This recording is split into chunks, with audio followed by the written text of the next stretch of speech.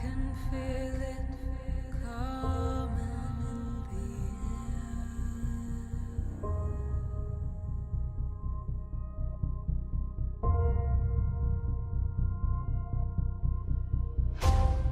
I've been waiting for this moment for all my life.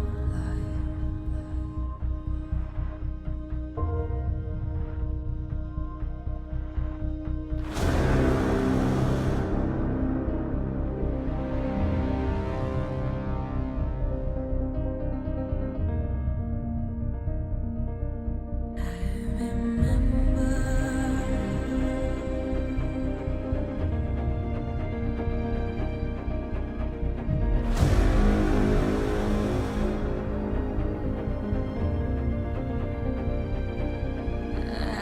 remember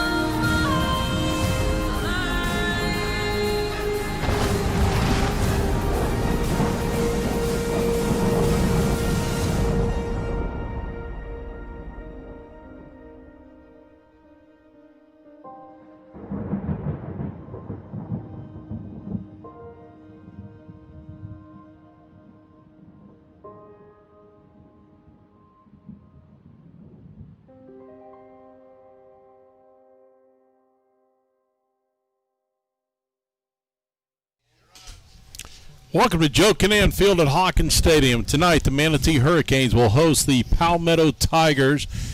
Field conditions look good. The weather looks good. And I will be joined tonight by Chad Choate, my right-hand man over here doing the color commentary, Gene Brown, and Kevin Van Ostenbridge on the sidelines doing the sideline reporting.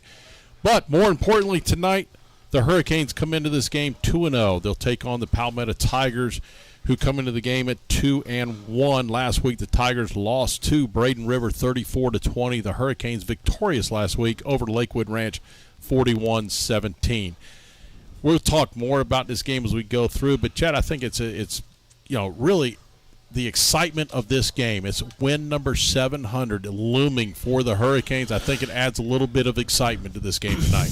It absolutely does. And if you didn't need any more excitement to the game, obviously, being the Cross River rivalry with Palmetto, and don't say that again. I'm done with that thing. Just the fact that a lot of these, some of our kids come from Palmetto. Some, they've grown up playing Little League with each other. But the most impressive thing, 700 wins in a program. I happen to look just nationally. We'd probably be in the all 50 states somewhere in 15 to top 10 nationally. So not only in the state are we number one right now, of course, but nationally we'd probably be somewhere in the 15 to 10. That's extremely impressive for us, and it's great to get the 700. And I just don't know. Like I said last week, I don't know if there's a better team that you'd want to get the 700 against, but your rival Palmetto. Oh, absolutely not. I mean, when you look back over the years, and we've seen this thing kind of trend one way or the other, and I'm talking about just rivalries in general. You go back, the rivalry really here was Manatee and Southeast, year after year after year. Then all of a sudden now we've become the Manatee and Palmetto rivalry, and it's a great rivalry in itself. And, you growing up through it with your father, your grandfather, everybody else has been involved in this. So you've seen it as a child. You've played in it. You've coached in it. You've seen every part of this thing. And you look back and you say, hey, is there a better game to kind of watch? I mean, Manatee Southeast was great at the time, but right now this has kind of supplanted that. It has. And look, the Manatee Southeast games in the 90s, and we're packing the stadium with almost 10,000 people, and I've got great memories of that as a kid, and there's no question that was it. That was it in the 90s. I think after we moved past the early 2000s, this is now Manatee's biggest rivalry, and it goes because one, they've had good coaching, they've got great athletes and kids, and you're just personal. You know everybody. I know several guys on the staff, and the kids know each other. It just brings another element to the game. Obviously, you want to win every game. There's no question. You know that's your goal, is to go undefeated. But there's certain games, and I talked with Coach Shakir in the podcast, there's certain games you circle, and there's certain games you highlight. This is one of them for us, and I know it is for Palmetto as well. So it's a big game, and I think in practice, I know we're ready to go, and so I'm excited to see the kickoff. Yeah, I am as well. So we'll take a quick timeout. We'll take a 60-second timeout. We'll come back. We'll touch with Gene Brown down on the field, talk about the field conditions and the environment around us. Things have changed with the COVID-19 as well. And then we'll talk more about this rivalry itself. You're listening to Manatee Hurricane Football, presented by Kindly Buick GMC. It's one thing to be the first hospital in our community. It's another to still be leading the way more than 60 years later. As someone who has seen Manatee Memorial evolve over the years, I'm proud of the strides they have taken to stay at the forefront of technology. Manatee Memorial has always been there for Manatee County. It allows our community to live better. I was born at Manatee Memorial, so it's no exaggeration to say they've been there for me since the beginning. You can't really think of our community without thinking of Manatee Memorial. There's a certain tradition of quality that's always been a part of the hospital. To me, it's a sense of community pride, a place where little and big miracles happen every day. Our community would not be what it is today without Manatee Memorial. They've shown over generations of care that they are great community partners. I've always felt confident in the team at Manatee Memorial because of the longevity of many staff members and the obvious concern for the needs of their patients. They really care about our community, and they've proven it year after year. That's why Manatee Memorial is my hospital. My hospital. My hospital. Manatee Memorial Hospital, serving our community for over 60 years. Welcome back to the Shake Pit Countdown to Kickoff. This is Danny Carter along with Chad Choate, Gene Brown down on the field, and Kevin Van Ostenbridge up here in the booth with us now. He'll be down on the field later on as the game is going along. But more importantly, let's talk a little bit about this game. Let's turn the clock back to last season. Last season we lost, and if you really want to get into this rivalry a little bit, the Hurricanes have won 8 of the last 10. Palmetto, though, has won 2 of the last 3 that we've been involved in. Won a 6-0 ball game. Both victories by 6 points. Last season, though, horrible field conditions, 18-12, and a lot of people forget it was an overtime football game. Yeah, it was an overtime football game, and it was also delayed by lightning for like an hour and a half. Oh, yeah. And that changes, look, you got to remember, you're dealing with 16, 17, 18-year-old kids that, you're ingrained to go to warm-ups, get ready, come back, go to the bathroom, do all that kind of stuff, get the pregame speech, and let's roll. When you're delayed from lightning, it can mess with the psyche a little bit of a high school kid. Last year we had our chances though. We're going in and driving, we fumble, and again, yes, it did go to overtime, and we still had our chances in overtime. So 8 out of 10, we've won. Would I call it a rivalry? I agree with you. It's a big game. A lot of people, yeah, it is. It's a big game setting. You want to win, right? But at the end of the day, we've obviously won 8 out of 10, and the other one was Shakir's first year. So, but I'm excited about tonight. I think that it's going to be they'll be excited, they'll be pumped and ready to go. I know we are. I know we're ready to roll, and I know we've got a good week of practice talking to the coaches. So we'll see what we got on the field. Yeah, so let's take it down to the field as well as Gene's down there. And, Gene, we're talking a little bit about the rivalry between these two schools, and I think the excitement is there. Obviously, the environment is different from years past. Yeah, it's definitely different. And I don't know that it's different in the minds of the people here, but it has to be different because of the red lines on the benches and, where you got to sit and how many people can be here. We sold out at 2,500 seats. We probably would have sold out the stadium if it would have been right. Not the COVID. But when you look at it, you think about it, over the years, Southeast and Manatee was the rival.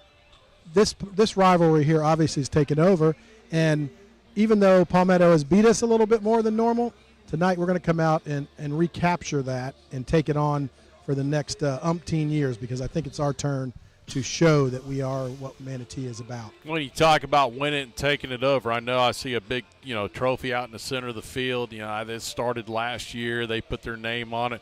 God forbid they put it on it years before because they wouldn't be on it. Manatee's won 8 of the last 10 times that we played this game. And so things are a little bit different. And not to mention the fact that the Hurricanes are going after win number 700 tonight in Manatee football history. Yeah, and you think about it, you think, well, that's not a big for this group of kids, but it's something that you can actually remember and you can celebrate it. And some of us older guys that have been around it a while and some of the old timers that are listening and maybe see it, that's a good splash. And you talk about the history of Manatee High School of winning a state championship in 1915 and, the way they used to do things. But it's about the history of a program and really gives you that credibility of what you're about. It makes people think, think about their good times when things happened.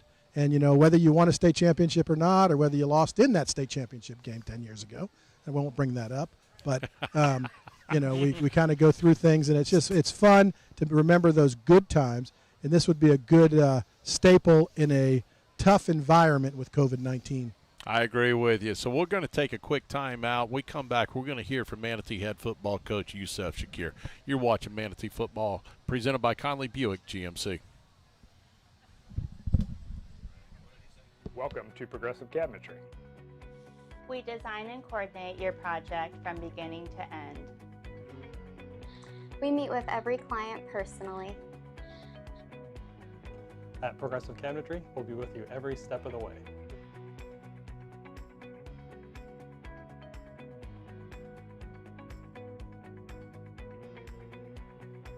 Let's make it happen.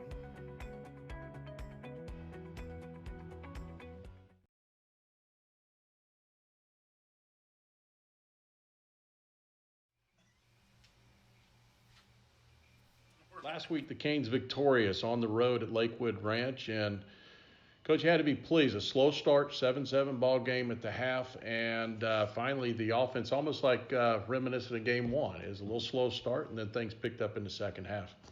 Yes, it did. So almost sort of exactly like game one. We definitely have to get out of that going into this game this Friday night. But I am pleased that we can get it going. I am pleased that we can have some quick drives and we have some explosive players to make that change and make that adjustment in the second half to where we can have the ability to make those bursts that we can. That's one thing I'm very pleased with this year. Is really what we've been trying to do really since I got here, get more explosive plays, really have like 2-3 play drives. Whenever you can do that, and especially when you can follow it up with a turnover on defense and come right back, really get you a 14-point swing. Just through my years of experience, all the great teams I've been a part of, you've always had quick strikes and you had turnovers. Then the next thing you know, a 7-point game turned to a 21-point game. And then the other team just kind of feels deflated. Then you're able to really kind of get going and get more. Because as we all know, it is a game of momentum. When you look back, penalties cost us a few times in the first half. A good run by Jabari Dunbar brought back on a penalty. Missed a couple of open guys in receiving. It took a little bit for Jaden Corbett to get going, but if there's a positive in anything, Kyrie Jones finally, he found his stride in that football game and then turned to Roy Burchett, which is a great little added, almost like a thunder and lightning type deal in the backfield. Oh, very much so, and we wanted to get him going this year, get him going early, and so Friday night gave us a great opportunity to really get Roy in the game and really get him going. Of course, we wanted to amp up a couple more tackles with Kyrie. I'm not tackles, but carries for Kyrie, just kind of bringing him along slowly, and as the pace, just kind of increase his workload little by little. So we were able to do both of those things during that game. Then also offensively, we were able to get Emmanuel Allen involved. That was kind of what we planned, just get him a couple touches because he has explosive ability also. Yeah, I got to say, I was going to bring him up. AJ, I give it Coach Stoller a little bit of credit. He may have told me one day, he says, listen, you're going to really like this kid. He's hard to catch even in a phone booth. So. Yes, he is. He's explosive now. We just had to make sure we had a couple things all squared away with him early on in the season, and now we're just excited about what he can do because he really does bring another speed dimension to our offense that we really didn't have before, out on the edge and really vertical in the seams and just creating a whole nother area. We also had Arion Neary, who had a couple good catches the other night. One big catch on fourth down, really to finish to add to the drive and to keep the chains moving. So it's really great to see him get going and get him in the rhythm.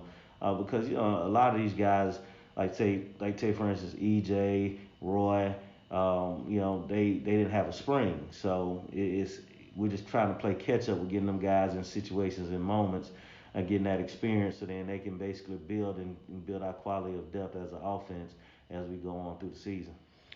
Yeah, and I look over on the defensive side of things. A little bit of a twist kind of caught me by surprise. I see Jaden Corbett out there. He comes up with the interception, and then you can't go without saying an Iron Jackson. He jumps the route, takes it back to the house, touchdown, around 86-yard return on that. And really the impressive part was one guy with an angle on him, and he just absolutely pulled away from him. Oh, yes, definitely. Those two guys are seniors. JD's his sophomore year was like, hey, man, we want you to play corner this year.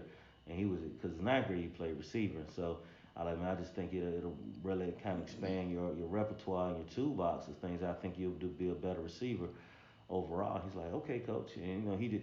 But that's why he's a successful player. He doesn't care about where he plays or where. He just be like, coach, I just want to play. And so he just jumps out there. He gets a lot of practice time and some technique things during the week, and so he's our extra guy. And you always need an extra, especially a tall corner with a lot of these tall receivers that you're facing now throughout high schools and throughout different. Some people have two, especially if the school has two of them.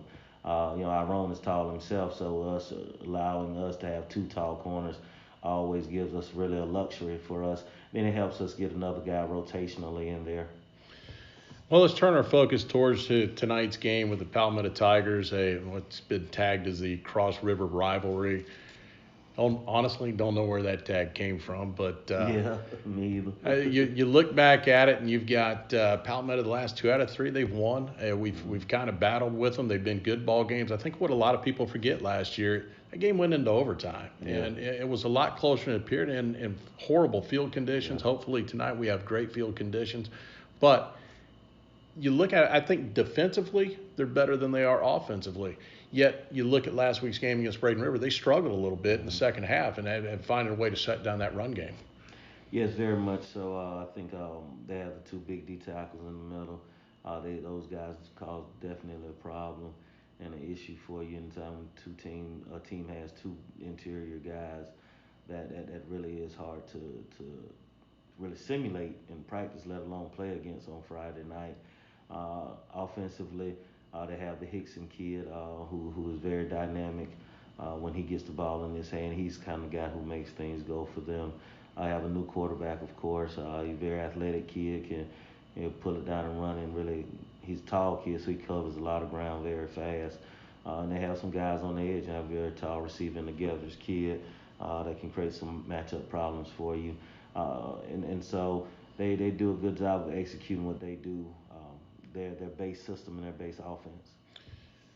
When I watched them on film, I got to say one of the highlights of that team to me, their kicking game is pretty good. A very good punter. He can kick the ball deep. He does well on the kickoffs and stuff. So that's an added weapon for them, and they've been pretty good with that. Former Manatee player and coach over there, and Robbie Stevenson has done an excellent job with their kicking staff over the years. But that's one thing. May not get as many returns tonight on kickoffs, and hopefully for our sake, they only kick to us, maybe they got to kick to us one time and we'll control the rest of the game. Yes, very much so. That's what we want to do.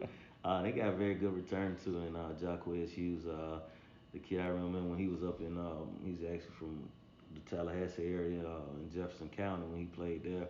He was returning kicks and taking some kicks back up there. He came down here and done the same exact thing. So they have very good special teams, so we really have to execute. And we really, like you said, we may not get too many chances, but hopefully when we do, we can execute and we can get the most of those and we can control the field position. Coach, it is a rivalry between these 2 schools. It's one that years ago it was Manatee and Southeast. Now it's really turned to the Manatee Palmetto. How much has it had to take? I mean, I can't imagine it took a lot to get your kids ready to go for tonight's game. Oh, definitely not. They was a little bit concerned last week. They were looking ahead a little bit. So that's what worried me about last week's game. But they're very excited about this. And, a lot of the kids grew up together. They've been played together when they were in youth league. And so those kids are very excited about playing against their friends and some ex-teammates. Well, let's go out and try and get win number 700 in Manatee football history. Good luck tonight. Thank you so much. You just heard from head coach Yusuf. Shakir will take a timeout and be back with more Manatee football. You're listening to Manatee Hurricane Football presented by Conley Buick GMC. This may look like an ordinary tomato to you. It's our Gamble Creek Farm tomato. It's the symbol of our commitment to provide you the freshest and locally sourced ingredients from our farm to your table. Like at the Beach House Restaurant, new from the ground up, with a great contemporary look and an incredibly relaxed atmosphere. It's as beautiful as an island sunset. This is the new Beach House. I'm Ed Childs, and your table is waiting.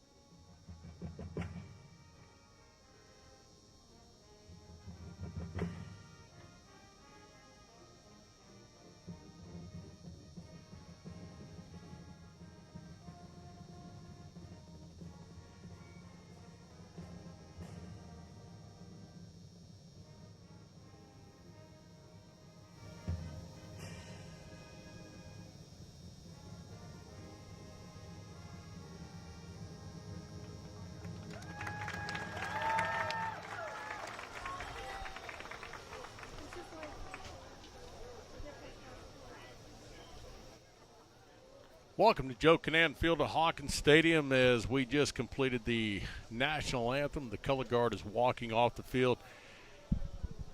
And we had a coin toss while I was away for a moment. We'll take it down to Gene to kind of give us the what happened on that coin toss, Gene. So we won the toss, and we deferred. So Palmetto will be receiving, and we need to hopefully shut them down early. All right, so the Tigers will go back to receive this opening kickoff of tonight's game, and they're going to send back, I believe, it's going to be Sajal Hickson. And unfortunately, they didn't give us a roster, which doesn't surprise me a lot. But number 4.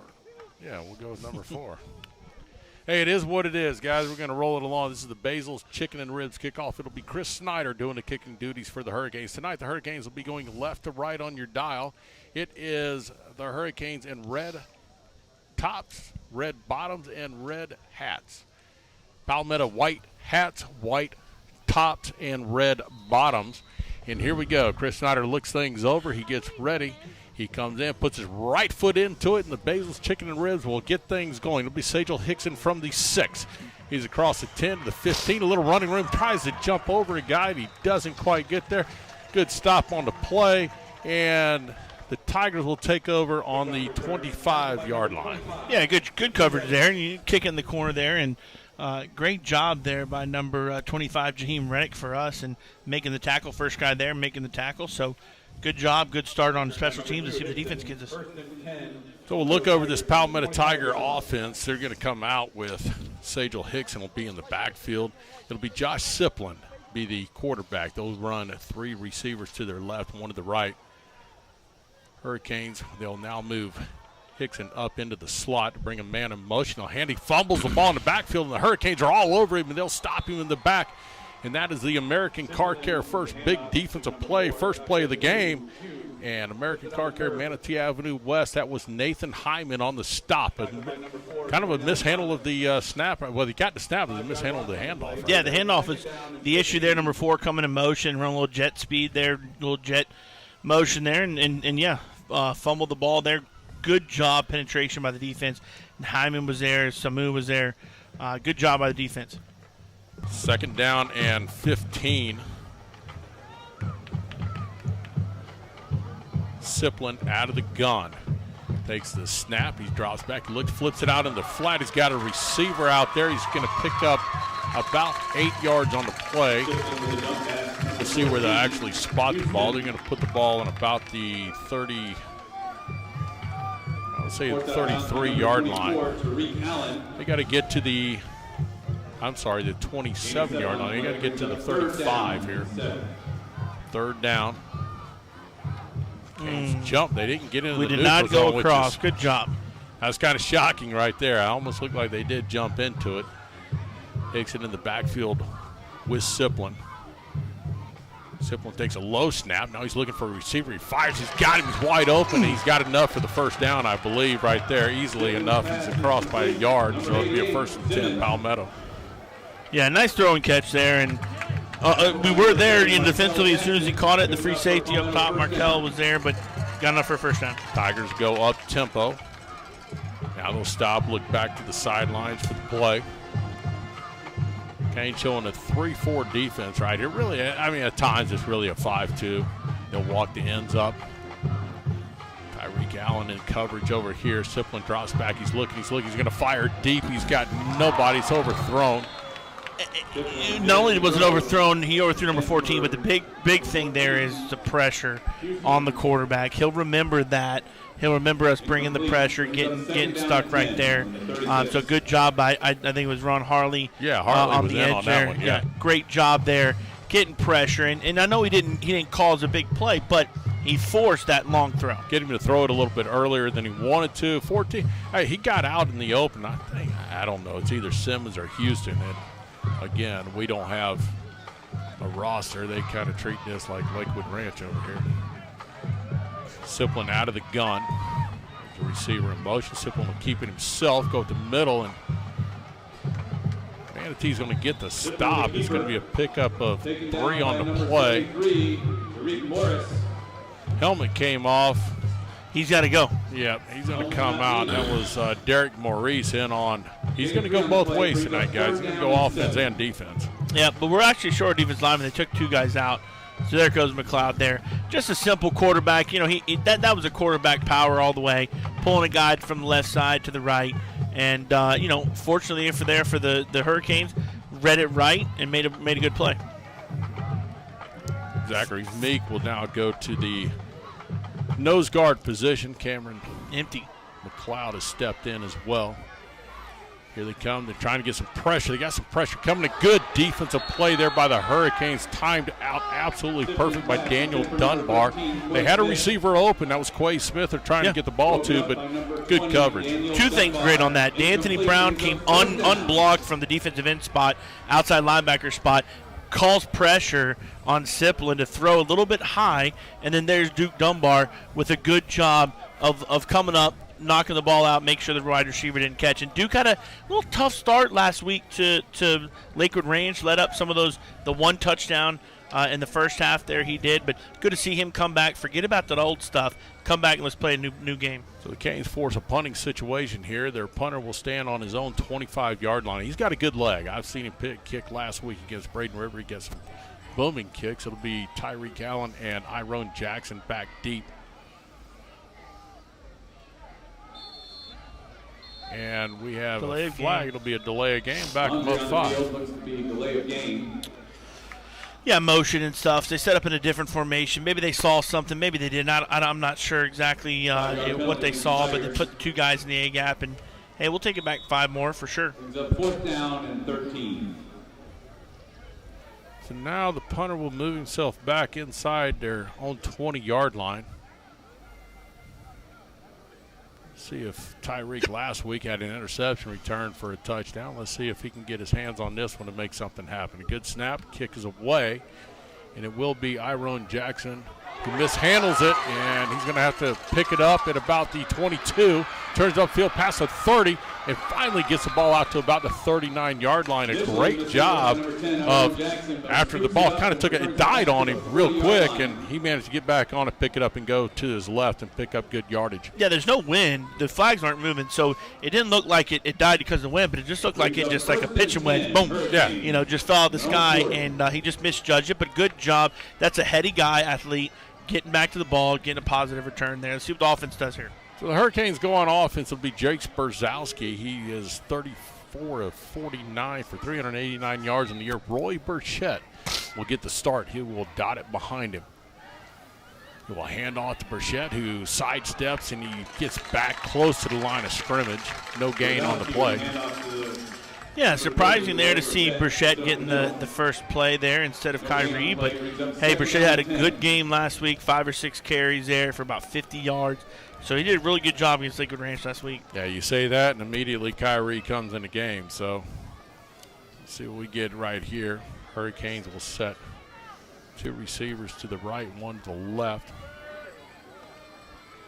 This time he will fake the handoff, rolls left. He's got the tight end out here, and the tight end will pick up good yardage right there. We'll get 5 on the play. Pass complete, number 82, Kobe Keenan. Yeah, Kobe Keenan there, big target, only a sophomore, but he's about 6'4", 6'5", probably about 200-some pounds. Really good-looking tight end. He's got a bright future for the Canes, there's no doubt. Good job there by Jace, though, really selling the fake. I honestly thought Kyrie had it there for a second, but good job rolling out, finding the open target, getting gain of 5. Yeah. So you got Keenan will check out. It'll be E.J. Allen checking in his spot. Hurricanes with 4 receivers on this one. He's going to drop back. He's going to flip it out. It's Kyrie. He's going to be across midfield, across the 40, still on his feet, running through tacklers. He's all the way down to the 31-yard line. A pickup of 24, but there's a flag back here, and I think this one's going to come back, folks. Nice design play, though, getting Kyrie out of the backfield. Again, little play action. Maybe playing to what the coaches saw against Palmetto, bringing some heat, and they like to blitz a little bit, but unfortunately against us. Call an illegal shift. So it'll be a 5-yard penalty, and we'll reset 3rd down and 10. Let's see what offensive coordinator Jacquez Green will dial up on this play. Maybe a little razzle-dazzle. We have got some very, very good receivers. I like to see that out of Jay's first play. He kept himself. He was under control. It was a nice little play. Finding the open guys. Yeah, this time we're set up correctly. Here's a snap. He drops back under pressure, steps up in the pocket. He's going to fire it down deep to EJ. EJ's got it. He's caught the ball at the 23-yard line. A 26-yard pickup and another flag back in the backfield. Come on. This is now 2 weeks in a row. Big plays happening for our offense. There's another flag on the play. Come on. I think that's going to be against the Tigers the way they're walking this the other way. So, yep, they picked that flag up. It's going to be a personal foul. We'll take that. Yes. It's actually 36-yard pickup. There's a correction on that.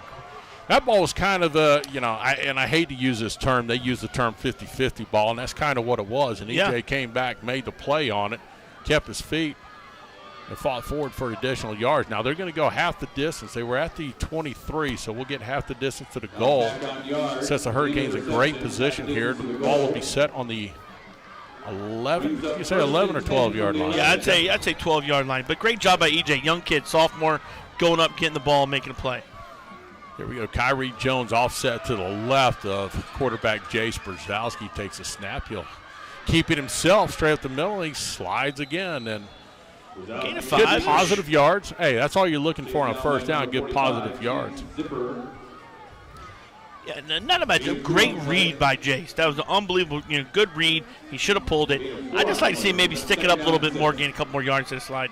Second down. This time he'll hand off to Kyrie. Kyrie's fighting his way through across the 5 down to about the 4-yard line. It'll set up a second and about 2. And, Gene, you're right down there on it. Yeah, and I think we need to pound the ball a little bit. I don't think Palmetto has a defensive line that they've had in the past, and we need to go right at them and then spread it out. But Kyrie needs to get the ball in his hands a lot more. Well, let's see if Coach Green will dial this play up here and give it to Kyrie and just pound it on the interior. We found some running room, and a big, strong back. Reward him right here. Let's see. We're going to go jumbo set. We're big in the middle right here. Third down and about a yard. He fakes. He's going to keep it fired to the end zone. Touchdown! Is a quick out, and that is Jaden Corbett with the touchdown pass, his 3rd of the season. A 3-yard quick out pass. Hey, they sold it to the interior guys, and he found him on the outside. Touchdown, Hurricanes 6-0, point after coming. Yeah, great job there. We sold the jumbo. I really thought we were going to run jumbo to the left side there. And great job. Going for the 2-point conversion, and this time they're driving forward, and they're in, and that's good for 2, and a quick little flip out to the left. And, Chad, we saw that last week. Absolutely. And Coach, we do this all the time. We've done it for the whole time that wait a minute. It looks like they're calling they never blew the play live. Nope, yeah, never blew back. Maybe we were a little too quick on the whistle there. But regardless, going back to the touchdown, great job. We looked like we were going to jumbo to the left. I thought we were running there, no doubt. And single coverage on Corbett to the right. Little quick out route. Nice, easy catch for Corbett from Jace Brzezowski. Yeah, so wipe out that 2-point conversion attempt. Apparently we ran it before they put the ball actually in play, so we'll redo it all over again. Well, the guy over the ball moved out of the way and said go. Yeah. So that's automatic, Gene, isn't it? Chris Snyder on for the extra point here. Jace Brzezowski will do the hold. McCracken with the snap. Good snap. The hold is there, and it's blocked. And we got a flag, though. That is in the backfield. That's generally against the defensive team. They jumped over. They jumped over, yeah, and that's illegal because it came from the middle, and it was really quick. Well, let me ask you, this will go half the distance. Do you think about, hey, let's go up and power it on in there? You may. I would line up in our normal swinging gait and see if they line up to it correctly. And do our whole ordeal over again. But just line it up and get 1.5 yards, pound the ball. Well, here we go. They'll try this attempt again.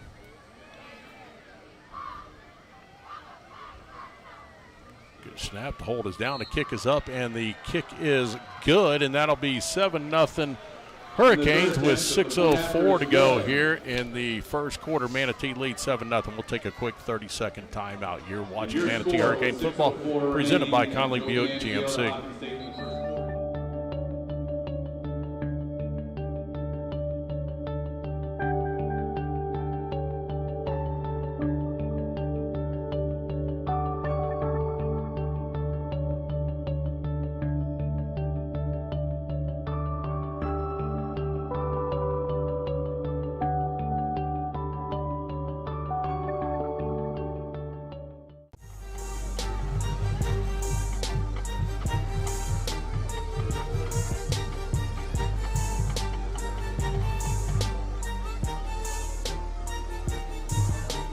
Attention fans, please do not sit in the red section.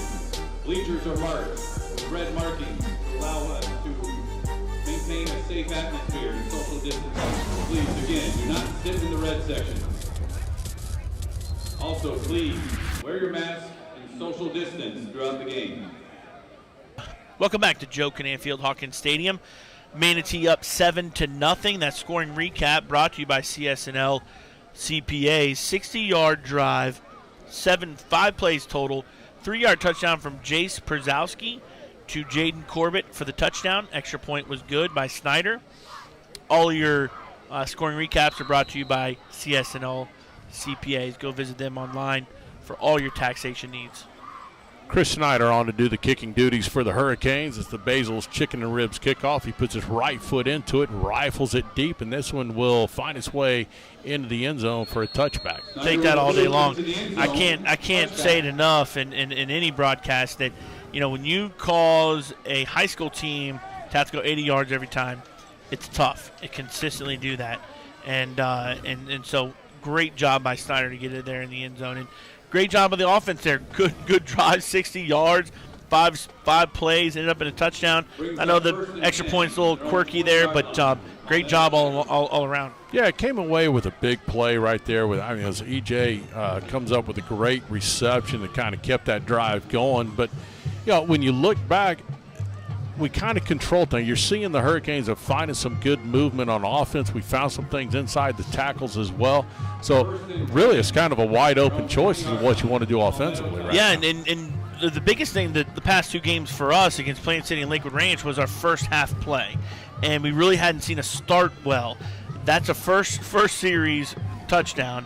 That's the first one of the year. And that's what we need to propel us here in this game. The Tigers will take over on their own 20-yard line, first down at 10, 6:04 to go first quarter. This time they'll hand off to Hickson. He gets around the outside. He's got about 6 yards before he's grabbed by the jersey and pulled backwards. Penalty thrown over there, I believe. Yep, we got one thrown about the 31-yard line. And a little further than what the horse collar could have been. And that wasn't a horse collar. He caught him around the jersey, yeah. And so I don't know what that was. Maybe a holding on them. Yeah, I believe that in front of him, the receiver was holding ours. Our guy got a hold of him, but didn't finish it. So I don't know if they're going to end up calling that or not. Yeah, because we'll take the down. No, take it back. Yeah, absolutely. He's looking at our guys on the sideline. So, well, that's another thing we talked about. Not having our head coach, which makes the plays all the time. You got Coach Green, which is a great coach, but he's not used to it. So some of those things you have to work through, and some of it is when you're not responsible for it game in and game out for years, you do have to think a little bit more. So that hold was marked off from the end of the run right there, but it'll replay first down. It's going to be first down and 16.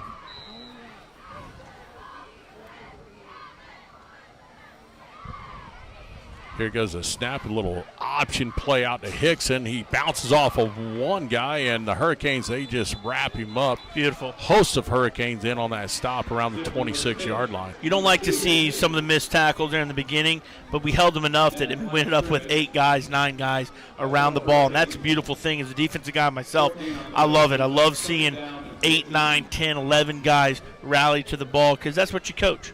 Not a big pickup on the play to set up a second down and 14. Hey, Danny. Yes, real quick, I thought Chad played offensive line. Coach defense, though. Yeah, he doesn't remember those offensive line days. He let it go. I love the big daddies, too, though. Hickson behind Siplin. Siplin will take the snap. He's going to look to throw it. He's going to fire deep. He's trying to find his man, and this time great coverage down the field as Daniel Dunbar step for step with Quay Smith, who was the intended receiver. We got a flag deep, and I think it's going to be against the Hurricanes. Yeah, it may be against 57 there, coming free to Anthony Brown, and it is going to be rough in the passer, unfortunately. But good coverage by Duke there. Good coverage with on that pass, a little bit overthrown, but he wasn't going to catch it. But, DeAnthony Brown's got to understand you got a free shot. Sometimes just let's take it, sometimes let's not. You got to understand. You turn around, you would have had a 3rd and long. Now you turn around and give him a first down, move the ball out across the 30 to the 31-yard line. Ball marked at the 31-yard line, brings up 1st and 10, Tigers. It's just a mistake on the defense right there. Yeah, actually, I think that really was on Devon Stewart because he's the one that's very upset with the situation. Yeah, I do see that now, yep. First down to 10, Palmetto at their own 31-yard line. Siplin takes a snap. He's looking. He tries to fire it out. He's got a man open, and that ball was hanging forever. A completed pass and a pickup of 15 on the play.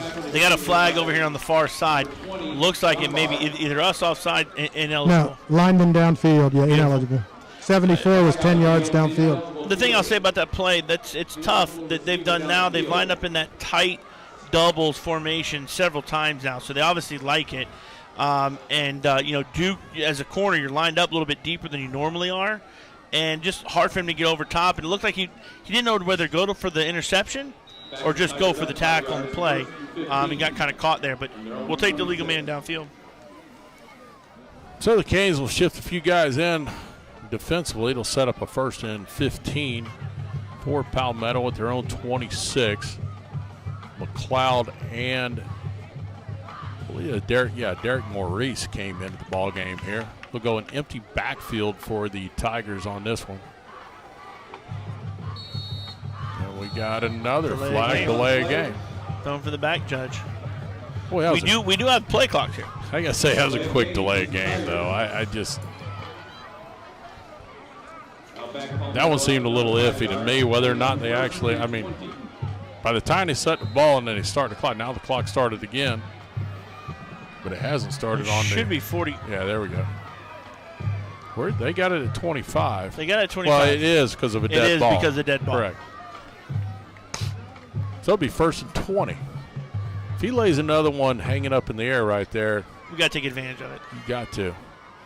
This time he will fake the handoff, keep it himself. Siplin goes off the left side. Pickup of 2. Bring up a 2nd and 18. Palmetto loves the empty formation. They've done that for years and years. And where they motion someone on and the quarterback, pulls and runs it, they love the empty formation. Markel Jackson back in the safety position. Canes coming up pressing coverage, and we just jumped off sides. Unfortunately, you got Derek Maurice playing both ways. How much has he really had, defensive line-wise? And it's tough. You get the quarterback in there doing his cadence, you're ready to roll. You got to watch the football though. Yep, Derek will go out. Zachary Meeks will come in his position. Also coming in will be Ron Harley off the end. 2nd down, 13 for the Tigers at their own 28-yard line. Empty backfield again. Bring a man in motion. He'll not even attempt to hand it to him. He tries to throw deep, and that time, that is a horrible call. That was just incidental contact. That's going to be pass interference. They may call it a defensive hold, but I think they will. And the ref on this sideline, he's on Palmetto's side, so there may be some influence there. But yeah, I thought it was a little incidental. It's funny to me in high school. Officials are always influenced. It's kind of funny to me. To me right there, they were running stride for stride, a little hand checking going the whole way. I didn't think there was much to it, to be honest with you. The ball was 3-4 yards overthrown, and, it is what it is, unfortunately, in high school. So they're going to call pass interference. That should be enough to get the 1st down here, and that's twice we've had 2 penalties that have created 1st down. So we're our own worst enemy right now. Yeah, we've had 2 15-yard penalties now, so we're up to 35-yard penalties, and that we just can't do that. We saw that in Lakewood Ranch last week on our offensive side, though. This time they'll set Sajel Hickson off to the left of Siplin. He will fake it. Siplin will keep it himself, avoids the first tackle, but then the Hurricanes swarm under after about a 2-yard pickup. Yeah, good job there, and even the first missed tackle by Meek, but way to regroup himself and help pull him back on the rest of the tackle. But we've seen obviously they're going to do some motion there. Then Siplin's going to read it and go, and we'll see if we can continue to contain him as a quarterback. He looks the part. There's no question. The kid looks good dressed out. 2nd down and 8. 4 minutes to go, first quarter. Hurricanes lead 7-0.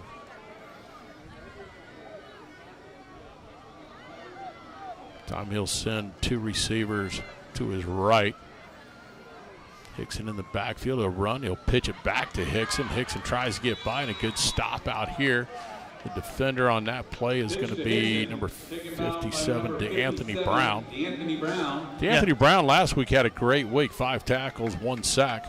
Yeah, extremely solid option play there. A little quick option there outside. Great job recovering the quarterback, covering the pitch. Take that all day long. 3rd down and about 5. Long 5, short 6. Canes showed like they were coming with some pressure out here with Brown off the end.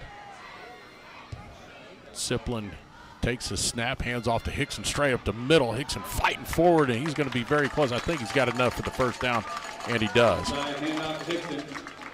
Yeah, a little trap play there from the gun, pulling the guard, kicking out the end, and good job by Hickson just sticking his head up there and getting the first down. Now the Tigers trying to go a little more up-tempo as they move the ball into Manatee territory at the 46-yard line.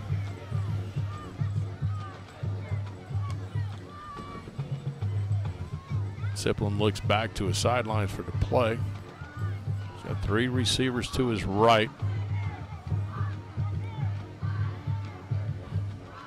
Takes a snap, he'll fake it, he'll keep it himself, and this time he's met at the line, but he forces himself forward enough to pick up about 4. Yeah, the QB run there. They're obviously liking they want to continue to try to get that going, maybe bust something big here. Siplin is a good-looking player. He's a big boy. Manatee trying to rush guys off the field right now. Fortunately, we get them off in time. Yeah, thankfully we're check with me. Siplin takes a snap. He'll hand off the interior. Picks off 1. He's got enough for another first down, and a late flag thrown in, and that's going to be against the Canes as well. I don't know what that's going to be. A 10-yard pickup. Tackled by number 7, Markel Jackson. Unfortunately, this is kind of sloppy play on both sides. A lot of flags here early in the game. You may equate that to it's a rivalry. These kids know each other, and maybe they're a little too amped up. Targeting. I don't know where the targeting came about. If that was on Markel Jackson, that's a terrible call because I've watched enough of this he does targeting not come stuff. head first. Yeah, I'm way over the targeting stuff, and especially in the high school level. And I've got a way to avoid targeting. Targeting requires one thing. If you put your arms out to wrap the guy up, it'll go away. These guys throwing shoulders, that's where it's all caused. So now Palmetto's moved the ball all the way down to the Hurricanes' 17-yard line.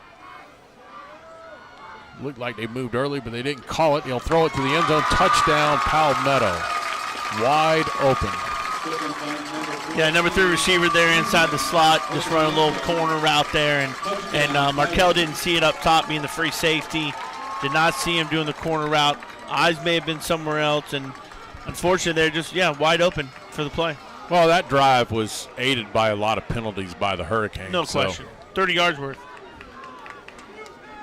Take the penalties out, we've got the ball back and going our own way. So we'll just regroup and wait for the point after here by the Tigers. There's a snap, the hold, the kick is up, and it is blocked. That is Iron Jackson with another block. Was that Iron or was it Devon Stewart? Might have been Devon Stewart. I couldn't tell. Iron was diving across the middle right there, but the way they're celebrating with Devon Stewart. Either way, listen, the way this rivalry has gone the past couple of years, 1 point is huge. Huge. 1 point is huge. I agree with you. Yeah, that ball had a very low trajectory, so it was easier to block. But I hope to see that as we do come down to a close game. That may be a huge, huge factor. So the missed extra point leaves the Canes ahead with 1:47 to go in the first quarter. And, hey, folks, this weekend, if you're looking for something to do, it's going to be great weather. I know there's a hurricane out there. I don't think we're going to be affected by it a whole lot. We should be seeing a whole lot of good weather out here. Head out to the beach. Go to Anna Maria Island or Longboat Key, Sandbar, Beach House, or Mar Vista, one of the great 3 waterfront dining locations. And, hey, we're not too far away from stone crab season starting. And absolutely. I get really excited about I think it's things. going to be a good season, too. Better than it's been the last couple of years, hopefully. So 7-6, 1:47 left in the first quarter. Tigers on to do the kickoff. Here's a kick, a high looping kick that'll be taken by Iron Jackson at about the 17. He finds some running room across the 40 to the 45 and upended to the 47-yard line. A great return of about 26 yards. I'll tell you what, they tried to pooch it in there, and he came up. And the nice thing about it is he had his momentum going forward. Yeah, and that's what got him going. We're usually a return right team, so obviously good job by the return team there to see that, hey, they're pooching it to the right. to our left, excuse me, let's just go return it to the left. That's a great job by adapting right there and Iron taking it and getting as much as he can. So Canes take over on their own 47-yard line, first down and 10, leading 7-6. Kyrie Jones off to the left. This will be Jace Brzezowski. He'll flip it out, and the ball, I believe, is in and out of the hands of the defender. Thank should goodness. Have been picked. Yeah. Should have been picked. Thankfully, it wasn't. But he jumped it. Number 20 there for defensive back there for Palmetto, jumped that out route, and something we like to do. So 2nd and 10, it will set things up. Again, Canes at their own 47-yard line after the good return by Iron Jackson.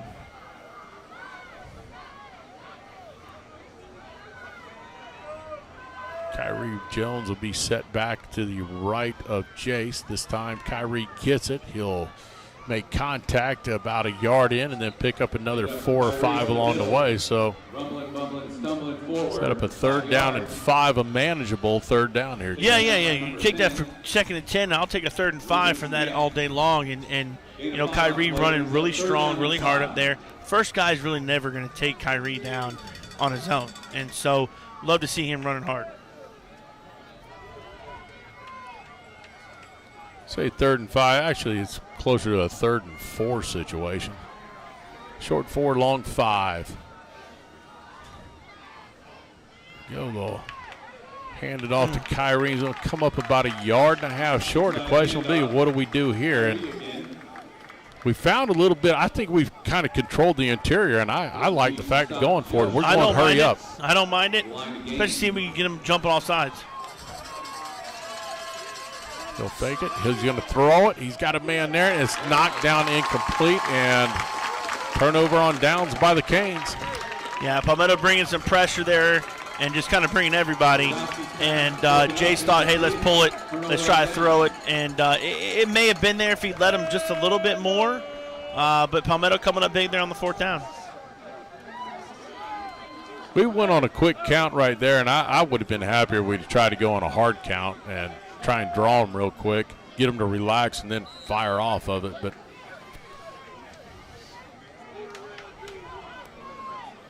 so Palmetto gets the ball now, trailing 7-6, 32 seconds to go, first quarter. Palmetto will start this drive at their own 44-yard line. Siplin takes a snap, hands off to Hickson. Hickson will be stopped by Ron Harley. Pickup of 2, maybe 3. We'll give it 3. Yeah, good job by Harley there, closing in and making that tackle there and bringing up a 2nd and 7.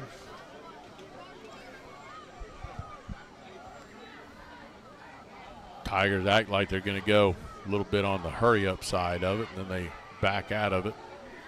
Look back to the sidelines for the play. Siplin takes a snap. He's going to come. He's going to pitch it out to Hickson. Hickson with some running room. He's across the 40. More running room. He might be gone to the house, and he is. Touchdown, Sajal Hickson. As the first quarter comes to a close there. So we got caught on the interior on that one. Yeah, a little outside option there, quick speed option.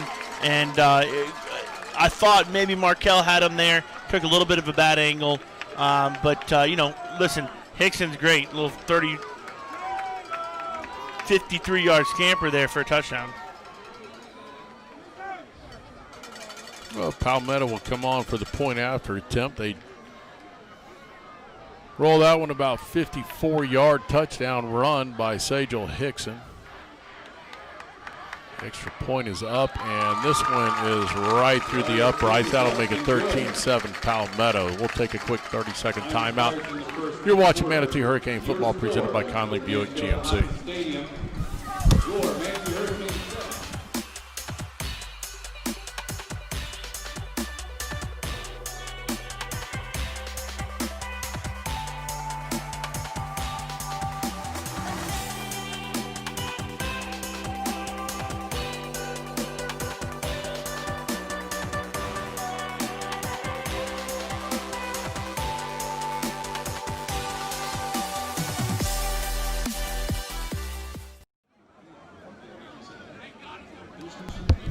Welcome back to Joe Kinnan Field of Hawkins Stadium. Palmetto leads at the end of the first quarter 13-7. Palmetto just ripped off a 53-yard touchdown run by Sajel Hickson to put them ahead. The Canes will have to regroup right here. Last drive, we had the ball. We had some things happening, and we just, on fourth down, we turned it over on downs and around the midfield stripe. And, again, I kind of go back to watching college football last week and Dan Mullen talking about how the offense was really the defense. They didn't convert where they needed to convert. We didn't do some things. And it's kind of the same situation right there. Yeah, no doubt. I mean, we're 4th and 1 there, and I understand they blitzed a little bit. Looks like they may be setting up here for an onside. Looks like number 40. Well, I think we'll get another pooch kick because we got Iron Jackson over here. They're going to flip it out again. Iron is going to take it at the 10. Across the 20 to the 25. Some more running room. He's across the 40. He's got running room all day. He's got one guy to beat. He's across the 40 to the 30. One more guy. He's got to get by. Great job. He got past the kicker and gets the ball all the way down in the Palmetto territory. No flags. The ball will be at the Palmetto 18-yard line. And another big return by Iron Jackson. Yeah, huge. And then when the ball's in Iron's hands, good things happen. And I'd like to see him more on offense with the ball in his hands, to be quite honest with you.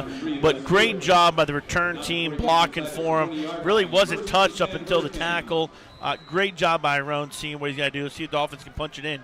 Roy Burchett will be in the backfield this time with Jace Brzezowski. They'll hand off to Burchett, who gets to the line of scrimmage, gets about a yard.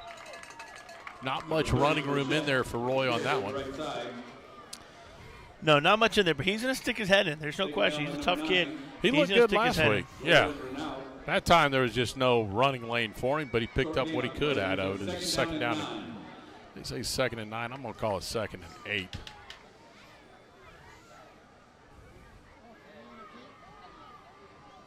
Manatee trying to get their personnel set here.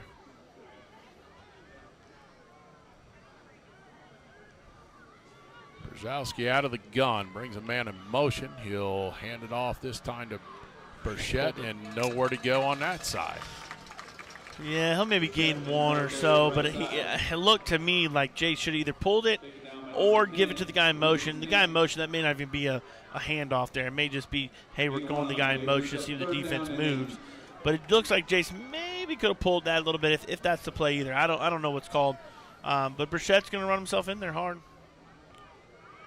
3rd and 7 will be the situation here for the Canes in Palmetto territory. They are in the red zone here. Kyrie Jones offset to the left of Jace Brzezowski. Drops back. He's looking. He's going to fire across the middle. It's tipped and incomplete. Somebody got a hand on it before he could get to Jaden Corbett. He had him there across the middle, and he did. Just somebody got their hand on, set up a 4th down. And yeah, he's having to throw through a whole lot of a mess there, a whole lot of defenders that could possibly get their hand up. Maybe a little bit higher. I thought he had Keenan on the left side there as a little dump, and didn't see the route there open. But here we go, going on 4th. So the Canes will go for it on 4th down, and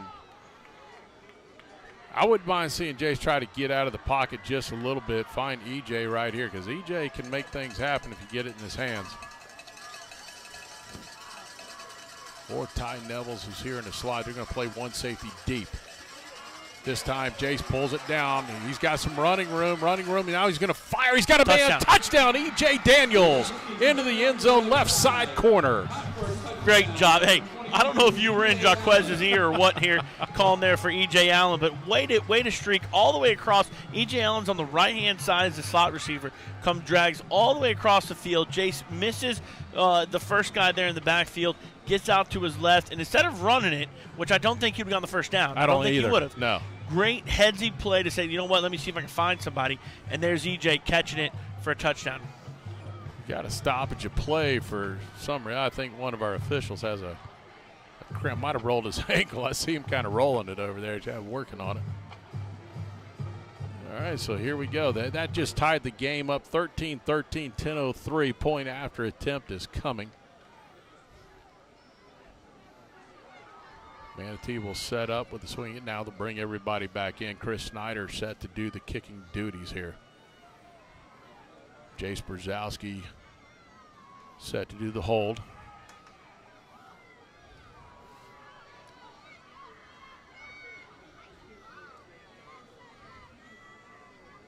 Snap is good. Whew. Placement is quickly down. Good job by Jason getting it down, because I thought Chris Snyder moved a little quick on it. Yeah, I definitely did too, but we'll take the 14-13 lead there. That kick is up and good, and that'll put the Canes up 14-13. And, good drive. Great kick return to set everything up. It's a short drive, but it's all set up by the kickoff return by Iron Jackson. Yeah, big return from Iron. 3 plays there, 18 yards. Ended up with a 15-yard touchdown pass from Jace Brzezowski to E.J. Allen for the score there, and going up now 14-13. All scoring recaps brought to you by CSNL CPAs. Visit them online. All your taxation needs. Yeah, don't forget about our guys at Buccaneer Pond. Buccaneer Pond always supporting us for all stats tonight. Brought to you by Buccaneer Pond. They've got 2 locations, Manatee and Sarasota. Visit them for any kind of pond needs you need. Canes up 14-13, 10 minutes to go in the first half of football. Chris Snyder now has it set up, the Basil's Chicken and Ribs kickoff. See if he can get it to the end zone yet again. Last time he was successful on the touchback. This time he gets his right foot into it, and this will be a returnable kick from about the 4-yard line. Across the 10, trying to find some running room. The Canes, Devon Stewart will be the guy that gets to him first about the 21-yard line. Good job. Kickoff return by number 15, Benson. So the defense comes out here now and again making them go, almost 80 yards, 79 yards here. See the defense can come back, rally back from the touchdown they gave, and just give it to Palmetto. Run a really good scheme, and Sagel Hickson is one of the best running backs, if not the best in the area. So he's returning, and he's a big time running back. So far, Chad, this game has been everything we expected it to be. It's 14-13 Hurricanes, 9:53 to go first half. Siplin takes a snap. He will hand off to the running back in motion. He's going to pick up about 4 on the play. Set up a 2nd and 6. Right side, number 15, Benson. Down by number 24, Tariq Allen. May got 5 on it. We'll call it 2nd and 5 on the play. Siplin again out of the gun. Canes getting set defensively. Look back to the sidelines, and looking for the Hurricanes to come up with a turnover here sooner or later. He's going to lay one out. He has a tendency to just kind of flop it out there. This time the hand off, the Canes just swallow him up at the line of scrimmage. Great job. Everybody there. Ron Harley right in on it, McLeod on it. Everybody on that one. No question there. Give him a 3rd down here. Now Hickson will come back into the backfield with Siplin. 3rd down. McLeod will check out. Meeks checks in at the nose tackle position. Again, they look over. Yeah, a little check with me, and here's the things about the check with me. The defense starts looking. We got nobody on this receiver. I'm not liking this setup here in the slot. He's now going to look. He's looking. He's going to throw it. Nobody there. Great coverage by everybody by the Hurricanes. And they picked up Hickson coming out of the backfield, and that blew it up. Yeah, trying to do a little running back screen there. And 57, Anthony, hey, great job there by D'Anthony Brown, seeing it and really unblocked. And I think really actually good job by Siplin, too, to see, hey, nothing's there. Let me just throw in the dirt and 4th down. Let's punt it away. Yeah, Hickson got banged up on. I didn't see anything that really happened, though. He got kind of caught up with one of the defenders. So hopefully it's nothing major. I don't like to see anybody get injured in this game. I mean, it's a rivalry game. I want everybody to be at 100%. So never like anybody to see anyone injured. I don't know if he was hit. I don't know if he tweaked himself there. Not really sure. No, well, we'll give us a chance to touch on one of our sponsors, First Southern Bank. Hey, listen, if you're tired of the big bank buyouts, visit First Southern Bank for all your banking needs. First Southern Bank is a true community bank led by experienced neighborhood bankers that live and work in Manatee County. First Southern Bank, located at 3103 Manatee Avenue West. So the Canes will send E.J. Allen back deep along with Tyreek Allen here for this punt return. I like having two returners back. Always. And especially EJ back there. Tyreek, we know, is talented with the ball in his hands, but you've now seen EJ is just as talented last week against Lakewood Ranch and now tonight too. Palmetto Tigers will take a timeout. We're going to take a timeout. You're watching Manatee Hurricane Football presented by Conley Buick GMC. Before the warning flags are launched, before the winds of change arrive, you must plan and prepare for what lies ahead. Your business and personal finances call for a trusted team to help you achieve your goals with numbers you can count on. Serving this region since 1954, CS&L CPAs provides accounting, tax, audit, and consulting services. Our mission is to understand your unique needs and create exceptional solutions. CS&L CPAs is a proud supporter of Manatee High School. Visit us online to find out more.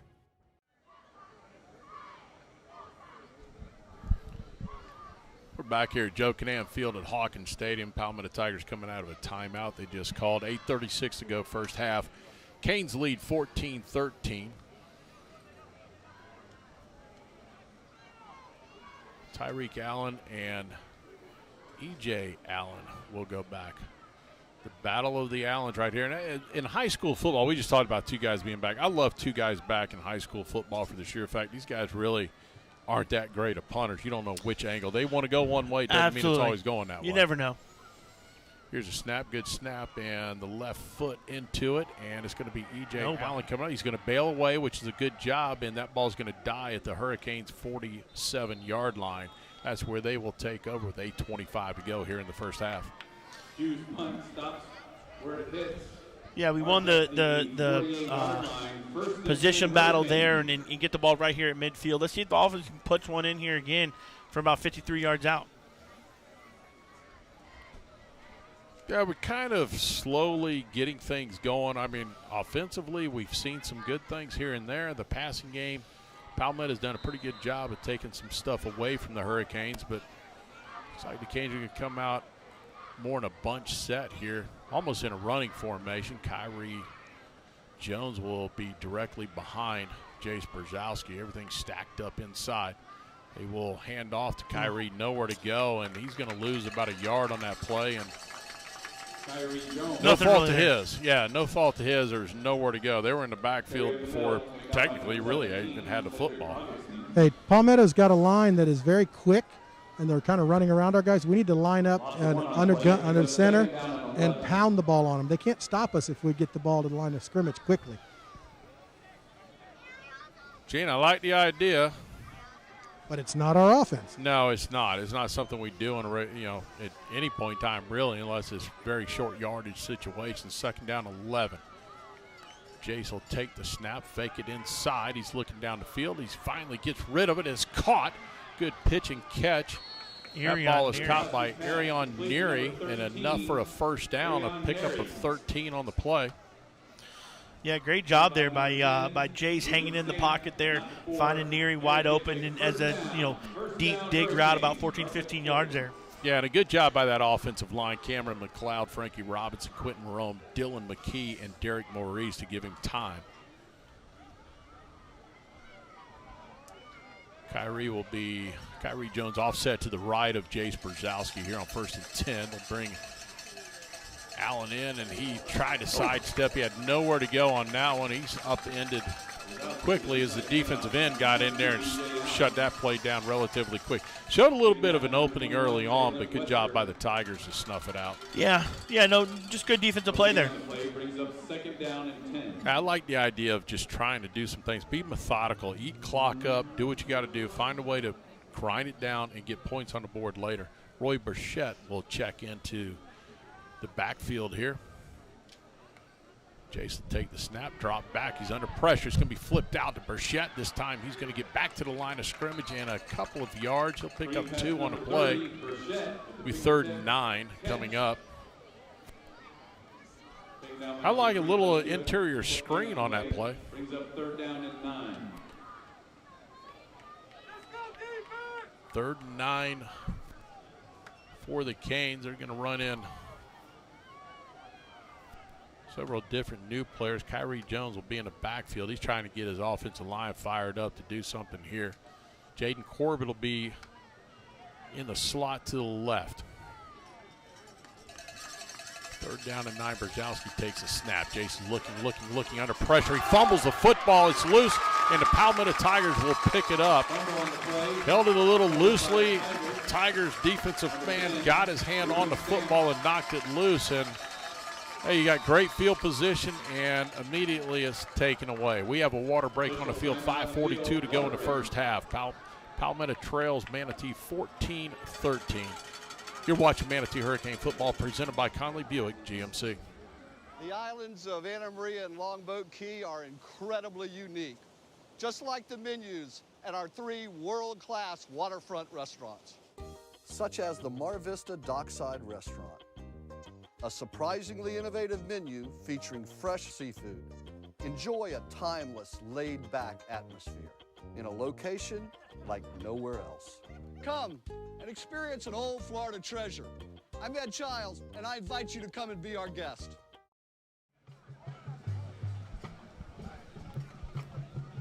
We're back at Joe Kinnan Field at Hawkins Stadium. 5:42 to go in the first half. Manatee leads 14-13. Palmetto just came up with a big turnover, the forced fumble, as Jace was trying to get out of the pocket, collapsed on him. He was trying to move up into the pocket, and they knocked the ball loose of him. Ball rolled out. Palmetto recovered it at their own 38-yard line. It'll be 1st down and 10. Josh Siplin will bring on this Palmetto offense, and 1st down and 10. They'll bring a man in motion. Siplin takes it, drops back, looking left. He's going to fire down the field. He's got a man there, and it's incomplete. A bit of pressure coming. Iron Jackson over there in coverage, as well as Markel Jackson moving himself into position. Bring up 2nd down. 2nd down and 10.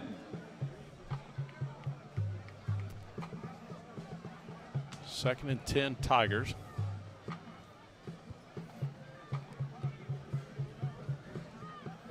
Manatee's defense at this point has done relatively well, slowing down this high-powered offense of the Tigers.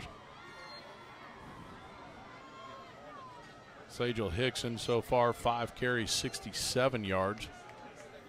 This time Siplin will have 3 receivers to his right. Take the snap. He's looking for the option. He'll keep it himself up the middle. He'll pick up about 5 on the play. See where they'll spot it. And the Canes have player down, and I think it's Nathan Hyman. That's not good. Gain of 7 on the play. Brings up 3rd down and 3. Where they mark it, it'll be a 7-yard pickup. Hopefully it's nothing major with Nathan. He's down. He's our key guy at that middle linebacker spot. So, hey, that'll give us a chance to catch up with some of our sponsors. Bose Imaging Center. Bose Imaging Center is dedicated to bringing you the best in quality radiology imaging. The Bose family has been in healthcare for more than 4 generations. With a state-of-the-art facility, it's easily located in the heart of Bradenton and near all major medical facilities. That's Bose Imaging Center, where quality and customer service is the standard.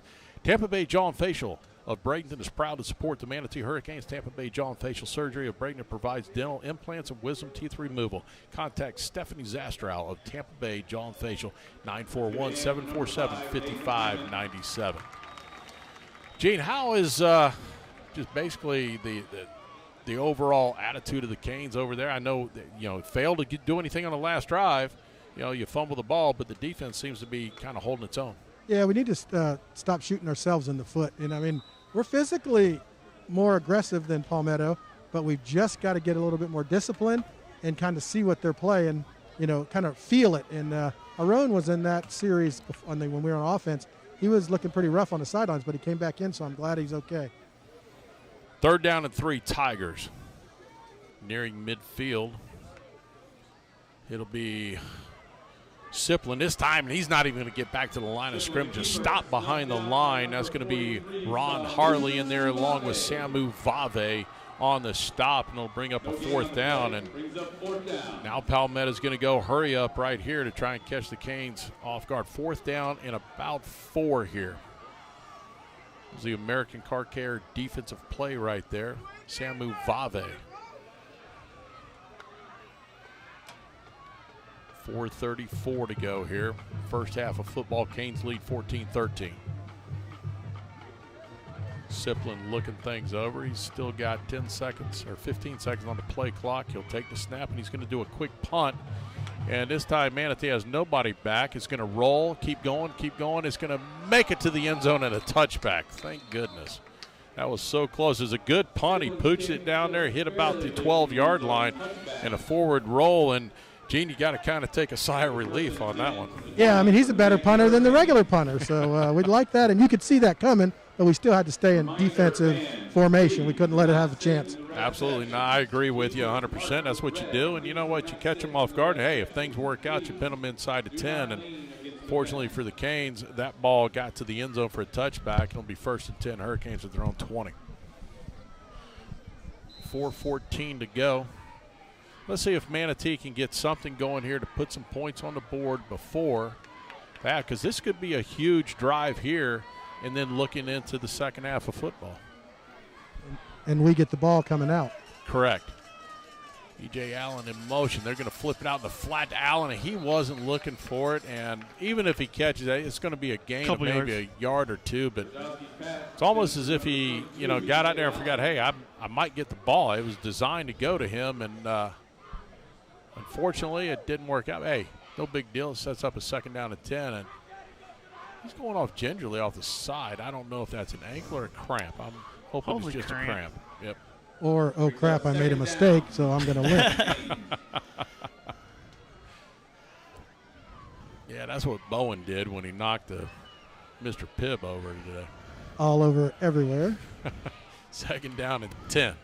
This time Jace takes it. He's under pressure, trying to step up in the pocket. He's going to find a wide open Arion. Arion's across the 40, across midfield, and gets inside Palmetto territory to the 46, a 33-yard pickup, and a nice job there. It's Arion Neary, the Southeast transfer, sitting there just in open pocket. He just sits down, and Jace did a great job of finding him and a great job of getting out under that pressure, Chad.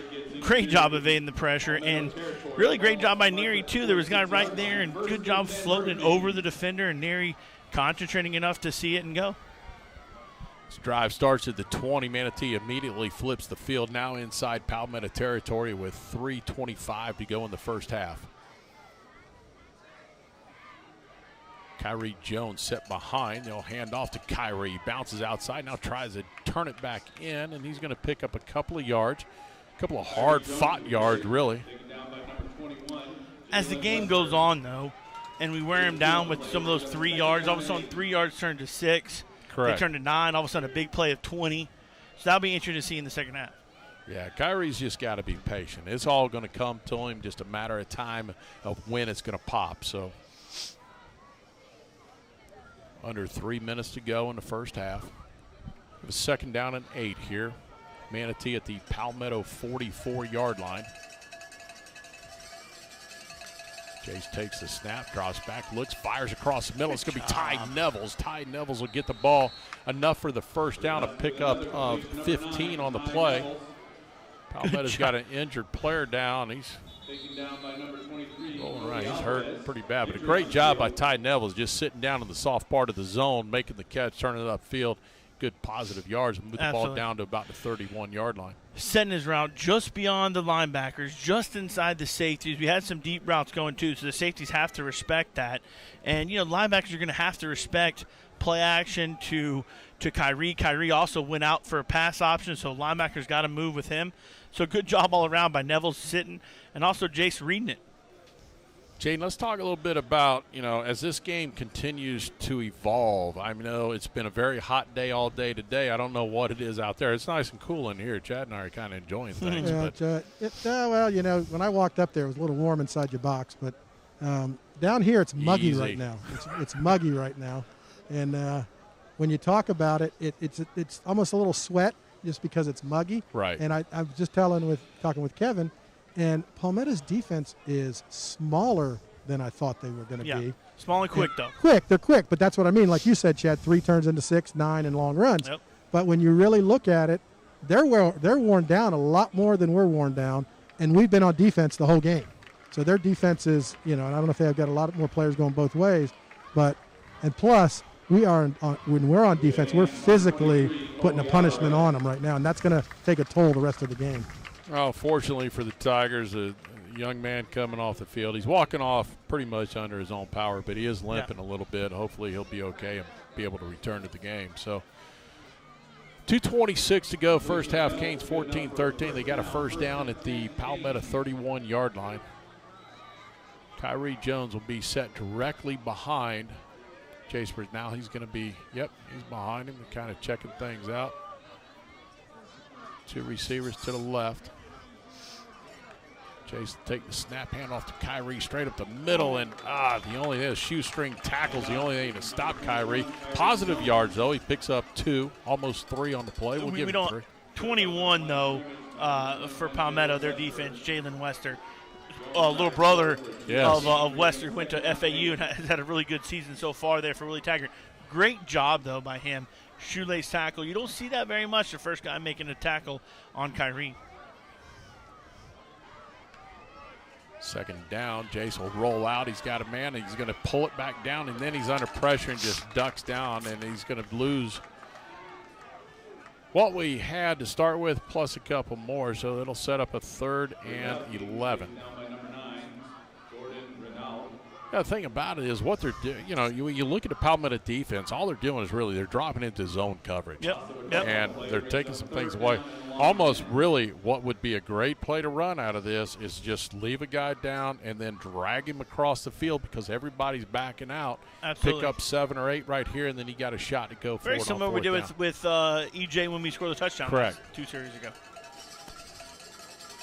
3rd down, 11. This time, Jace drops back under pressure, pulls it down, and then he's going to throw deep towards the end zone, out of bounds, and actually a smart play to throw it towards that sideline. Didn't really have anything. He could have maybe tucked it, made a couple yards, but not. Flag on the far side, and let's hope this is I think it's going to be a face mask against the defense. Let's see what we got. A lot of hand checking going on in that sideline. Gene, in front of you, I'm not sure if you saw it. Yeah, I do believe it's against the defense the way it was thrown, but I don't know if it's just a 5-yard or if it's automatic. 5's fine. Replay 3rd down. That's all I'm looking for. Take that all day long. Yeah, and I think Chase has a chance to run the ball a little bit, but he's got that mindset, and that's probably a get it to the receiver, keep it going downfield. But there's going to be a time he needs to cut it, and he might have picked up the first down if he could have got past that first initial defensive linebacker. Hold on that play right there. See what we did. We're going to mark it off. 10 yards. So the hold was obviously on the receiver. It's going to be 3rd down and a very manageable 3rd down now. And really, we have not been very good on 3rd down. We've had 6 attempts and we only had it twice, gotten it twice. So we have not been very good on 3rd down yet so far. So let's see if we can flip that statistic here and get it here. We're 3rd and 1 on this one, and it's a short one, to be honest with you. I'm getting behind. Bottom line is it's a 2-down situation. 40 seconds, so clock is running. Got 10 to go. Got 3 Coach, timeouts. look at it. He's going to take the timeout. Good job, Quezzy. There we go. Timeout, Manatee. With 31 seconds to go, looking away to find ourselves into the end zone. Canes lead 14-13. We'll take a timeout. You're watching Manatee Hurricane Football presented by Conley Buick GMC. They say life is better on the water, where the only measure of time is the disappearing tide and the sound of fishermen returning from a long day's work. That's where you'll find Swordfish Grill, nestled along the quiet Gulf Coast in Florida's oldest fishing village. This is a place to relax, to unwind, and enjoy freshly caught seafood. They say life's better on the water. We couldn't agree more. Swordfish Grill and Tiki Bar, located in Cortez, Florida's oldest fishing village. Sipping, I'm not going to lie about that. Oh, that was great. We're back here, Joe Kinnan Field, Hawkins Stadium. 31 seconds to go, first half. Manatee at the Palmetto 22-yard line. Canes lead 14-13.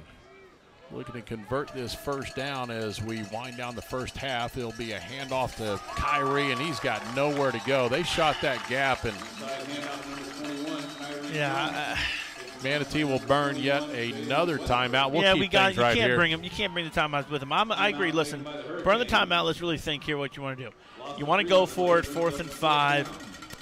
giving them 20 seconds, let's say, in the half. Remember, we get the ball in the half. So really anything here is positive, whether you get 3 or you go for it. And okay, here's the play I draw up for you. All right, you ready? This is a great play to run. We're going to put a guy in the slot, all right, bring him close to the tight end, run the rub route, right? So the rub route will get him down that line, pick up the 4 yards, and I'm going to send a guy to the corner. If he's wide open, fire to the corner. If we hit it, great. If we don't, fine, turnover on downs, or we pick up the first down and fire it again in a few seconds.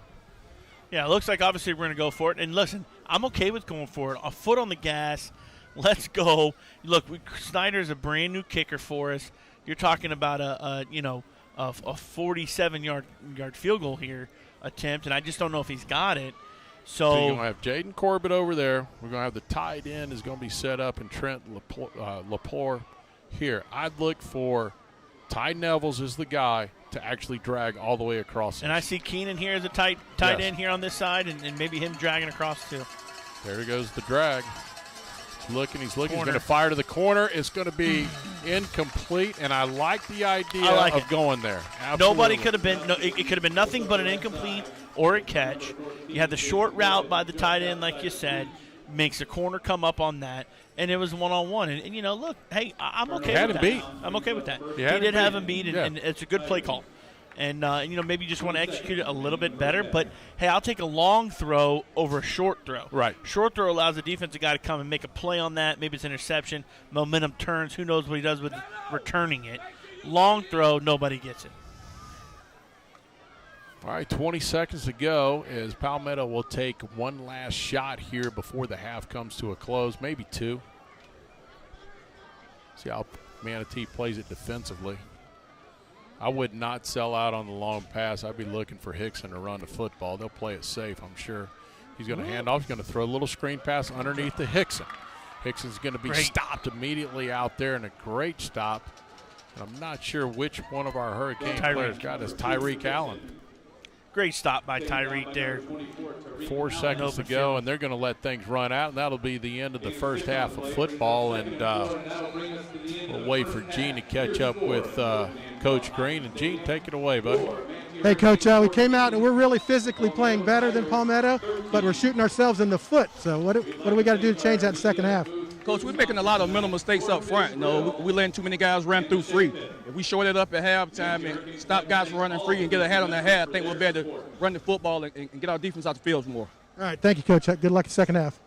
All right, that was Coach Jaquez Green, our offensive coordinator from Manatee. So the Canes lead 14-13. We'll go into the half, and we'll hear from our sponsors and maybe the Alumni Association, a few other things. We'll be back with you in about 12 minutes. You're watching Manatee Hurricane Football presented by Conley Buick GMC.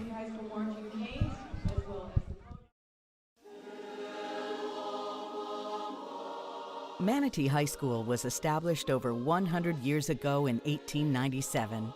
Since its inception, Manatee High School has fostered a spirit of excellence, loyalty, and proudly promotes the welfare of past Manatee County graduates and our future generations.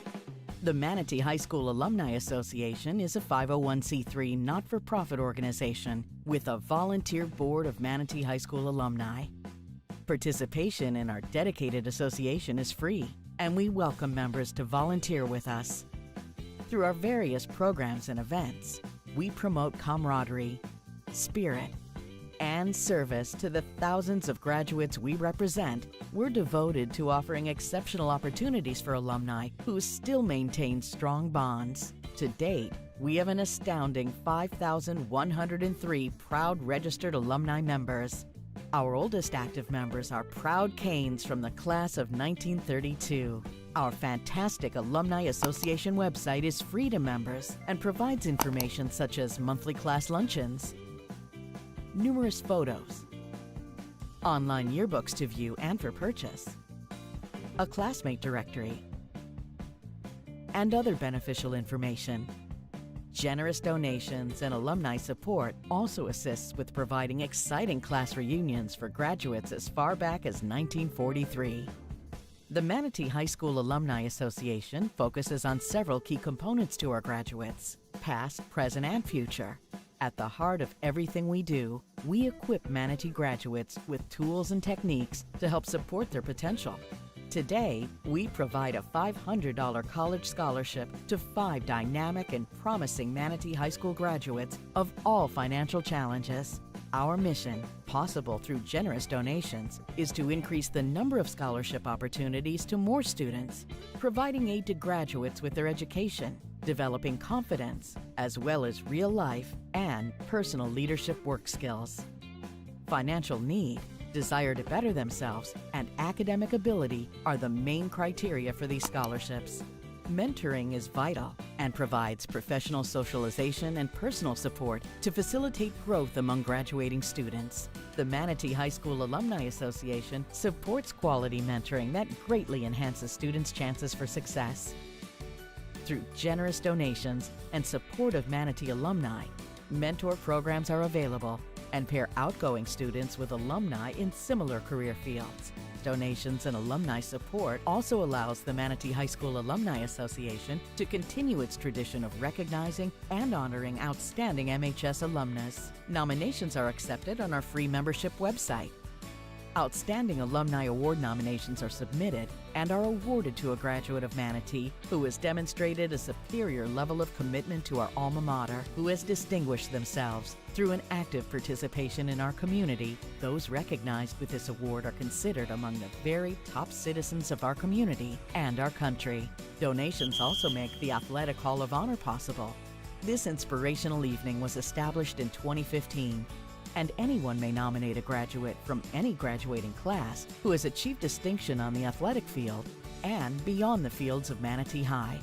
These honorees are also recognized for having a positive influence on the lives of others. Inductees, their families, and friends are welcomed at a reception dinner, followed by an induction program held for the inductees.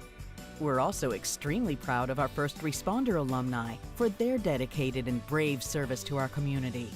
With donations and participation, the Alumni Association will express our gratitude by implementing and honoring MHS first responders with an awards dinner in addition to other recognition ceremonies. The Manatee High School Alumni Association is also extremely grateful for our courageous alumni for their dedicated service to our country in the United States Armed Forces. We are honored to support all United States military branches. Names can be registered on our website. Go USA! Our Alumni Association is an immense network of professional contacts, all whom already have one thing in common: the honor to be a Cane. All operations and events to ensure Manatee High alumnus success are financially supported solely by donations. Please consider supporting the Manatee High School Alumni Association today. We are Manatee.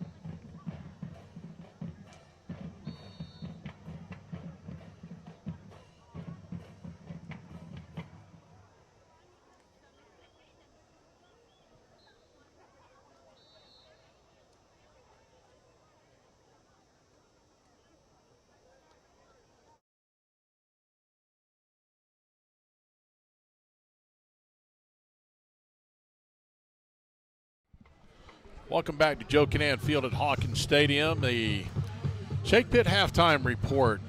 The Hurricanes lead 14-13. Both teams have now just re-entered back onto the field. We're going to catch everybody up with our statistics of the game. Chad, take it away, buddy. Yeah, so Manatee starting off about 20 yards of rushing, passing about 121 yards for Jace Brzezowski, scoring touchdowns 2 drives out of the 6 to make our 14 points here. Palmetto coming with about 100 yards of rushing, and about 38 yards of passing on the half. Scoring twice, of course. One with the big touchdown run by Sajel Hickson of 53 yards, and brings us to our 14-13 score as our guys are warming up and get ready to go for this second half, which, really is going to be a good second half. I don't really see much difference in the second half than the first half. I do think one thing to watch as from the Manatee standpoint, and we talked about a little bit there in the first half, is those 2 yards runs by Kyrie. How much does he wear on, and how much the offensive line wear on the little bit smaller front 7 from Palmetto? Maybe 3 turns into 7 turns into 12, and all of a sudden maybe you break a big one. So look to that in the second half, and really, offensively, on both sides, penalties have been an issue, especially for Manatee. We gave them 2 third downs in their drives to score. So look to clean that up, and we saw that last week. Second half, we came out and cleaned that up last week. So hopefully we do that. We get the ball second half here, the Hurricanes do. So hopefully we get some momentum here, especially maybe on a big kickoff return like we did with Iron there in the second quarter. So we'll see how we do offensively to start the second half. All righty, that's our Shake Pit halftime report. That's all of your statistics brought to you by CS&L CPAs. Numbers you can count on. And, hey, a great thank you to the Shake Pit people over there. Deb, a great job again bringing in the shakes up here. They flock in like seagulls over here once those things come in. And yeah. Got to say happy birthday to Gary K. Gene, isn't that who we're saying happy birthday to over there? I'd sing to him, but I don't have a great voice. No, we're going to let Kevin sing to him out there. But Gary's done a lot over the cooking for Manatee over all the years, and as we're going to get to Thanksgiving this year, I can feel it. And we're going to have a pancake breakfast. When Gary comes with the big old trailer, and he that cooks griddle the on sausage there? and the pancakes. Listen, there's nothing better. Yep. And Gary's son and my son are actually best friends. They don't do anything without each other, Clay and Wesley. So listen, I would definitely be here on Thanksgiving morning if we can get there. There's no question. Yeah, so happy birthday, Gary. Happy 39th birthday, Gary. 39th again. All right. All right, yes, and as Shake Pit always doing a great job for us. We love them. So here we go. We'll start the second half. Palmetto will be going right to left. They're going to go from west to east here at Joe Kinnan Field at Hawkins Stadium. Speaking of Joe Kinnan Field at Hawkins Stadium, we got the Hall of Honor is going to be coming up here shortly. Dave Bristow, our longtime play-by-play guy, will be honored this year, and I'm looking forward to it. Going to be a good celebration. So here we go. Iron Jackson back deep. It's going to be a kick. It's going to go down the center. It's going to be taken about the 4. EJ. Across the 20, the 25. There goes EJ across the 40. He kicks it into another gear, across midfield, across the 30. Across the 25. He's going to get a chance to take it to the house, to the 15, to the 10. Finally taken down at the 8-yard line. A great return by E.J. Allen, all the way from his 5-yard line to the Palmetto 7. Great return, E.J. Big time run, and you see his legs. I mean, he's got a great stride on him down the sideline. And really, I thought if he would have just believed in himself, maybe a little more towards the end, just ran towards the pylon, I think he could have. He may have made it, but he tried to tuck it in a little bit. But hey, listen, no complaints, because hey, what I said, if we can get a big return, get the momentum going to our way, and that's exactly what we need right there to start the half. What a way to open up the second half, the opening kickoff. Manatee at the Palmetto 7. They are in the red zone. It's Kyrie Jones, and I'm going to tell you what, I give him a steady dose of Kyrie right here. Just pound it on in there. Come on, big fella. Find a way to get around. He's going to get wrapped up in the back. He's going to find his way forward. Still driving across the 5, down inside, just barely across the 5. He may place it on the 5, a pickup of a couple of yards. Pick up a 2. I like it. They got in the backfield. I mean, Here's the deal. He got a 2-yard pickup. Actually, it was a 4-yard pickup. He was hit 2 yards behind the line of scrimmage initially. So to me, I say if I'm Jaquez, Coach Green, offensive coordinator, I'm calling the offensive line and saying this is on you. We're going to follow you to the promised land. You're going to get us to pay it or not. Let's put it in the end zone, run the ball. I'm going to follow somebody. I'm going to follow Derek Maurice. Middle's That's wide where open. I'm going. Here they come again, bringing pressure to Kyrie. Straight up the middle, touchdown, Hurricanes. Kyrie Jones, 5-yard touchdown blast. It puts the Canes up 20-13. Right up the middle, exactly where it looked like where you called it. Yeah, the defensive tackles opened up in the B gaps. They're bringing both linebackers to the A gaps, which Palmetto loves to do. They love blitzing both A gaps with the Mike backers. And if you just get enough of them, which we did, you open up creases for our running backs to run through, which Kyrie ran right through. Chris Snyder will come on for the point after attempt. 2 plays after an exceptional kickoff return by E.J. Allen. Here's a snap. The Palmetto Tigers were offsides on that, so they'll reset it and do it again. You know, one of the things is EJ's not going to get credit for the touchdown. You know what I mean? Right. He's not going to get credit for the touchdown, but the coaches, the players, everybody in the fans all that know how was that created. It was created by his dynamic return. And not only him, hey, listen, he wasn't touched for 60, 70 yards, so let's give it to the return guys too. The return line, that was a great job by Coach Stollard and his return team to set things up on that special team. But I'll tell you what, from our 30 to the 50, he kicked another gear that was unbelievable. He put into 5th gear and just went. And the kid's got his stride, only a sophomore. Big time, hopefully future for him. Reattempt the point after here. After the penalty, the kick is up. The kick is right down the middle and good, and that'll put the Canes up 21-13. We'll take a 30-second timeout. You're watching Manatee Hurricane Football presented by Conley Buick GMC.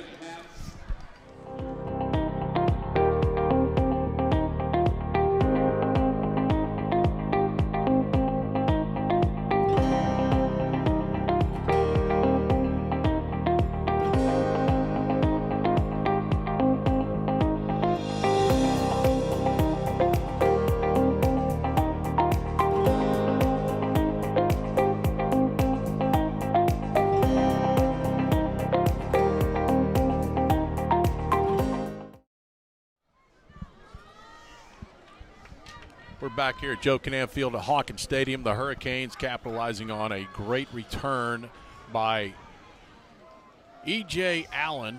Put the ball down at the Palmetto 7 to start this second half. 2 plays later, it is Kyrie Jones punching in from 5 yards out. All of our scoring recaps brought to you by Buccaneer Pawn. Whether you're buying or selling, go to Buccaneer Pawn, Bradenton, Sarasota locations.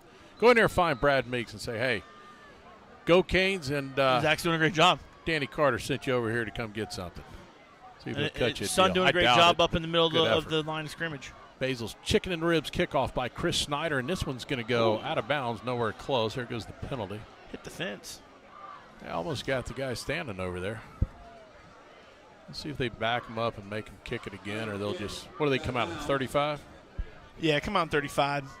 I don't know why you'd have him re-kick it. I mean, yeah, I'm taking on 35 all day long. Yeah, never take a chance of getting it back to the end zone again. So let's see if the defense can set the tone here. Okay. Oh, yeah, we'll see if the defense. Here's the first series here for the defense in the second half, and you know, look, hey, on 35, backs against the wall a little bit. Let's see if we can come out and listen. Here's the thing about the offensive, those plays like that, the big returns, the touchdown. Those give the defense life, and the momentum changes. The defense starts to get jacked up a little bit. Maybe we can see if we can get a big play here, maybe a turnover or something here to start the second half. Hey, great start to that second half. And I'll tell you what, I got a great feeling now because somebody entered this booth. I won't say who it was, but what a great feeling I have now. Here we go. Palmetto takes a snap. He's going to be Siplin looking. He's under pressure, and he's going to be – he gets out of that sack, and now he sidesteps another one and gets a yard. Had him in the backfield for about a 7-yard sack, and good job. Siplin's a big kid. Shows his athleticism. Yes. You know who he kind of reminds me of body type-wise? A.D. McPherson as a quarterback. I mean, I'm not saying comparing. I mean, A.D. was on another level. Same body. But the same body type. Way to get out of that tackle, but good job Tyreek Allen coming from space, tackling there for only gaining a yard. 2nd down and 9.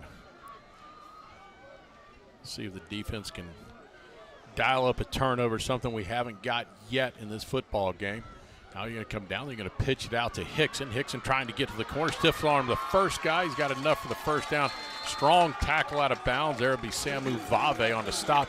We got a flag on the far side and a lot of extracurricular going on. It's Iron Jackson. Hang on. Hang on, Iron. Now that second flag was unnecessary. Yeah, we'll see. I don't know if it's something they said or what they're saying to us, or Iron did not. No, Iron's just clapping, and then you get the white hat who throws a ridiculous. Hey, your job's to come over here out of the way. There's no reason to even get over in the middle of that. That was just.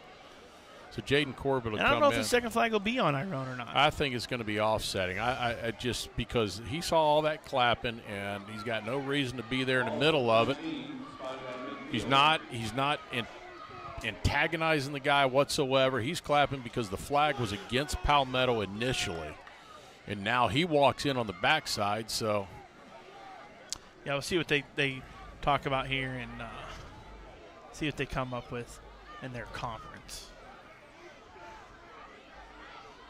Yeah, well, let's see what he has to say. I'm just not going to like what's going to happen. It's going to be both ways guaranteed, and it is. Personal foul, both sides offset.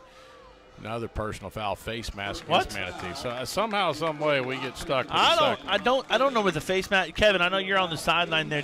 Did you see a face mask by us? I did not, but it was like a cartoon. They were rolling around on the ground. There was a lot of dirt and dust, and hands were sticking out now and again, and so I didn't catch everything. But it's a rivalry game, guys. They know these kids know each other. Their families know each other. Yeah, it's going to be chippy. I mean, come on. So Hickson picks up the first down on the option play, and then the 15-yard face mask afterwards will move the ball all the way down to the Manatee 35-yard line. And, guys, again, here comes the penalties. That's four 15-yard penalties now on us in the game. And you can't give them 60 yards, and that's what we've done. First down and 10, Palmetto at their own, or at the Manatee 35, and there's a flag, and we're going to have offsides on the Hurricanes. Flag down. So now all of a sudden we're doing things to create our own problems. And some of it, 100%, like Kevin said, it's a rivalry game, and there's going to be a lot of testosterone going and things like that. But also sometimes you can be a little too jacked up for things going on. We just got to settle down a little bit here. You do a great job offensively. You go down, you add another 7 on the board, extend the lead, and the next thing you know, you're creating an issue to give them yardage that's unnecessary yardage. And that's just discipline. You got to keep yourself. I don't have a problem with the stuff going on over there between Iron and their receiver. That's one thing. But then we line up off sides. You got to know where you're at. 1st and 5. Siplin will keep it himself, try and spin up the middle, and he carries the ball kind of loosely. Sooner or later, somebody's got to get a hand on it. I thought right there it may pop, and it looked like it was going to be loose there, but he held on to it. So Iron out for one play. He'll check back in. And Manatee better hurry up off the field as he does get off. Here we go. They're going to roll it down. He's going to fire it out. It's going to be picked off. It's interception by the Hurricanes. He's across the 20 to the 25. It's Jaden Corbett with the interception, his second of the season. Face mask at the end. No face mask call. No, he had him by the jersey at the right up around the collarbone there on the shoulder pads. Interception, an errant throw by Josh Siplin. Interception by sure hands of Jaden Corbett, his second in back-to-back weeks. Back-to-back games. And listen, the guy, he's obviously an offensive guy. He doesn't play a whole lot of DBs, but obviously he's shown when he does, he creates some turnovers there. So it's fun. It's a beautiful thing. We talk about that, and I talked with Coach Shakir earlier in the week, and we brought up the fact that he was on defense last week kind of caught me by surprise. That was where he was initially going 2 years ago, to play him on defense. And, man, what a great season he had last year offensively. So the Canes will start 1st and 10. This time under pressure. It's going to be caught by Nevels. Nevels across midfield. A great throwing strike there by Jace Brzezowski to Ty Nevels. 1st and 10 into Palmetto territory at the 49. And, guys, hey, here's an opportunity to really flip the script in this football game. Yeah, you take some momentum here, and we punch one in here, and all of a sudden, momentum's on our side, and hey, you're throwing punches left and right. Somebody's eventually going to give up after taking so many blows. So hopefully it's Palmetto if we score here. Jace Brzezowski with Kyrie Jones in the backfield with him. First down 10 Hurricanes. He'll fake the handoff. He's going to fire again, and this time it's caught. A great catch. Oh, finally pulled out. Thought it was a catch. Jaden Corbett reached out. Good defensive job there by the Palmetto cornerback who got his hand in. He had it briefly as he went to the ground. The ball came out. You know, you said a great job by the Palmetto corner there, getting his hands in between Corbin. That's what you're taught, too, the defensive guy. Get your hands in between the offensive guy and fight like heck to get the ball out. Great job there. And Corbin's pretty sure-handed other than last week, missing a couple there, but good job there by the defensive back. I'd go up top down here to Arion. He can beat this guy in his corner. Here we go, second down. Jace under pressure, a lot of pressure. He had nowhere to go, and a big loss on the play. Yeah, nowhere to go there for Jace. Nope, and unfortunately we'll never see how that would have developed because you had Ty Nevels and Arion Neary streaking down the field, and both of them had their guys beat, but unfortunately I like the call, though, from Palmetto. Yeah. Listen, as a defensive guy, you want to flip the script a little bit on defense. Let's throw some heat, blitz somebody, bring the house, and see if we can make a big play, which Palmetto did there. And that's what Coach Bradenton did on the defensive side there for Palmetto. Third down and 17 for the Hurricanes. Now they're back in their own territory at their own 45-yard line. They need to get to the Palmetto 38. This time he'll drop back. He's looking under pressure. He'll throw the middle screen and nowhere to go with that. And we might see our punting unit for the first time tonight. Good tackle there by Sheldrick Simpson. He's the one who made the incomplete pass there on Jaden on first down. So great job by him. Little wide receiver slip screen that we're trying to run there. Great job by him coming up, making tackle in open space. And, you know, Palmetto, look, hey, give them credit. We get the turnover, and they make us go 3 and out on defense or on offense here. Hopefully, punt-wise, Snyder can get one deep and flip the field here on them. Be careful. A very dangerous punt returner here for Palmetto. Chris Snyder back to the punting duties. Wait for the snap from McCracken, and we jump. Guys, right. I just want to chime in real quick on the wide receiver slip screen that we ran there. We ran this a screen into the boundary on third down earlier. We ran a screen into the boundary again here on third down. And obviously, Coach sees something there that he's trying to make happen, but I just feel like we're not giving our athletes enough space to make something happen. Palmetto's fast. If there's one thing, they are fast. Good point right there, Kevin, and 6:40 to go. Chris Snyder's got it. He gets the punt away, a line drive that's going to hit about the 22 and roll dead around the 20-yard line, and a successful punt there. Well, listen, take that all day long. Again, now they got to go 80. So, you know, not a bad punt there by Snyder. No return, which is a good thing. You know, but you saw as the ball hit there, it just died. And that's the grass is a little long. You know, we talked about the earlier days. We're setting up. Grass looks a little bit long there, but not a bad punt. So let's look back. If you're going to talk about having to go 80 yards, they've had one big play in which Sajel Hickson ran off a big run. 53-yarder, yep. Outside of that, it's been penalties. So the Manatee minimized the penalties here, and we can see some all things in our change. favor, yep. Right. So we do have a water break on the field. We're going to hear from our sponsors. You're watching Manatee Hurricane Football, presented by Conley Buick GMC. This is what I love, clean trucks and clean cars. That's what it's all about. Hi, I'm Zach Callis. I'm the owner of American Car Care Center, the friendliest car wash in Bradenton, Florida. We take pride at what we do here at American Car Care Center. Our employees treat your car like they would treat their own. They're here to make you happy, and our motto is, if you're not happy, tell us. If you're happy, tell a friend. Welcome back to Joe Canam Field at Hawkins Stadium. 6:33 to go, third quarter. Manatee leads 21-13. Palmetto will have their second possession here of the second half. Be Josh Siplin, the quarterback. Palmetto will start at their own 20-yard line. First down and 10. Empty backfield for the Tigers. This time they will hand off to the speedy running back, trying to get to the outside, and good pursuit by the Canes. Minimize that run, trying to get to the corner. He tries to get to the perimeter. The Manatee did a great job of closing that down. Tyreek Allen in on that. Samu Vave as well. There is a flag down. That could be a hold. Yeah, typically in the area of a hold. Hopefully it is. But Samu there, maybe a little bit miss of an angle at the beginning. but was able to rally back. Allen comes in and makes the play. I think you take the penalty for sure. I mean, that's going to back it. They picked up 3, so it'll set up a first down of 17 once they set this ball down. All the way back into 13. I don't know if you guys talked about this much in the first half, but Hickson, number 2, he's pretty damn good. I mean, if he had better blocking for him up front, he could be pretty down dangerous. Oh, no, he is. Yeah, absolutely. He can be electrifying from time to time. First down, 17 for the Tigers. It's going to be a pitch out this time to Hickson, trying to get to the corner, and not much going over there. Tyreek Allen, and hey, I tell you what, you talk about pursuit and closing it quick. There's nothing better than seeing a safety come down and fill in the alley like he should, and Tyreek just did that right there. And he's gotten better and better since last year, starting his first time at defense. The kid's going to be phenomenal if he keeps going the way he goes. Second down and 16. And you say safety, he's actually been in coverage a lot. He's had to come down and be in coverage all night long. Markell has been the one back here. Here goes a pitch in the backfield. This time they sealed it off. Markell flips it up, fumble, ball is loose.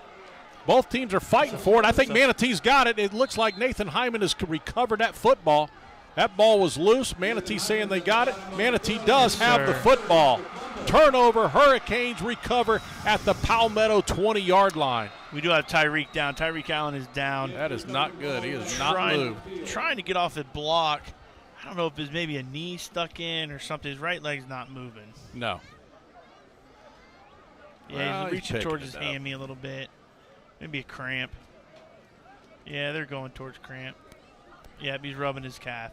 Cramp. Yeah, that's good. We need that's that special spray that soccer does. Oh, that free spray. That free No, spray? what you need is just a jar of pickle juice and start drinking that all week long. No doubt about that. I told you that last week. We need pickle juice. That. I told that to Coach Shakir this past week. He laughed at me, but he knows it's He knows. true. Hey, listen, Pedialyte does this. Pedialyte's good as well. Hey, He's great walking job off on his own. There by he goes. Markell Jackson, though, coming up, making the play. Hickson trying to jump over, being athletic, and ball comes out, and great recovery there by Nathan Hyman. Puts our offense inside the red zone, the ace Crowder by the red zone, and now let's see if we can punch it in here to go up 28-13. Yeah, great defensive play right there. That's one of our best defensive plays of the night. That's going to be the American Car Care defensive play. You want to defend your car against the dirt and crime? Go to American Car Care, Manatee Avenue West. Go and see Zach. He'll take care of all your car duties. Phenomenal job there. First down at 10, Hurricanes at the 20-yard line. They are in the red zone. Let's try and strike pay dirt here quickly. E.J. Allen will get it on the sweep. He's going to avoid the first guy. Tries to sidestep the second one of the day. Palmetto did a great job of stringing that out. Nowhere to go. A loss of about 6 on the play. Yeah, they saw that, and good job in the secondary there, pretty much beating the blocks of the wide receivers, getting there on the edge. But you know what? I like to see. Let's get the ball in the hands of E.J. Allen, who is special, and looks like he may be down with a cramp. We're just cramping left and right around here recently. Can I say this again, the second broadcast? Lack of water during the week from practice, to me, is what starts these cramps on Fridays. You get hydrated during the week.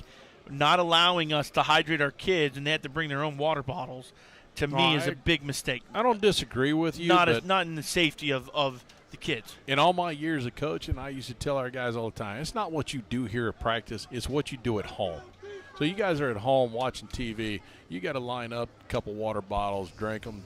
You've got to take care of yourself, put the electrolytes in, do the things that are necessary to prepare yourself because, hey, drinking water on Thursday night for Friday night game is too late. Yeah, it's way too late. You got to put yourself in that position and be ready to go. So, hey, listen, this weekend, great weekend of sports. Florida Gators will kick things off at noon. There's just an onslaught of games going left and right. I'm very excited about it. One of the games you really kind of look forward to, in my eyes, is Miami-Clemson. We're going to find out if Miami is for real. That could be a very good game. And listen, Miami does look the part right now, and Clemson really hasn't played anybody yet. Miami had a good, tough game against Louisville to begin the year and stuff. Played Florida State. You know what? Listen, Miami could take Clemson and take them to the wire, and then who knows what happens. That Derek King for Miami, their quarterback, is very special.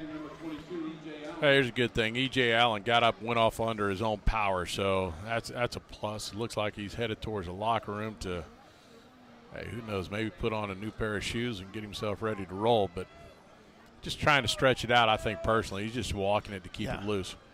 So it'll be 2nd down and 16. We're going to go with 2 guys in the backfield. Iron Jackson finally in the backfield here for the Hurricanes.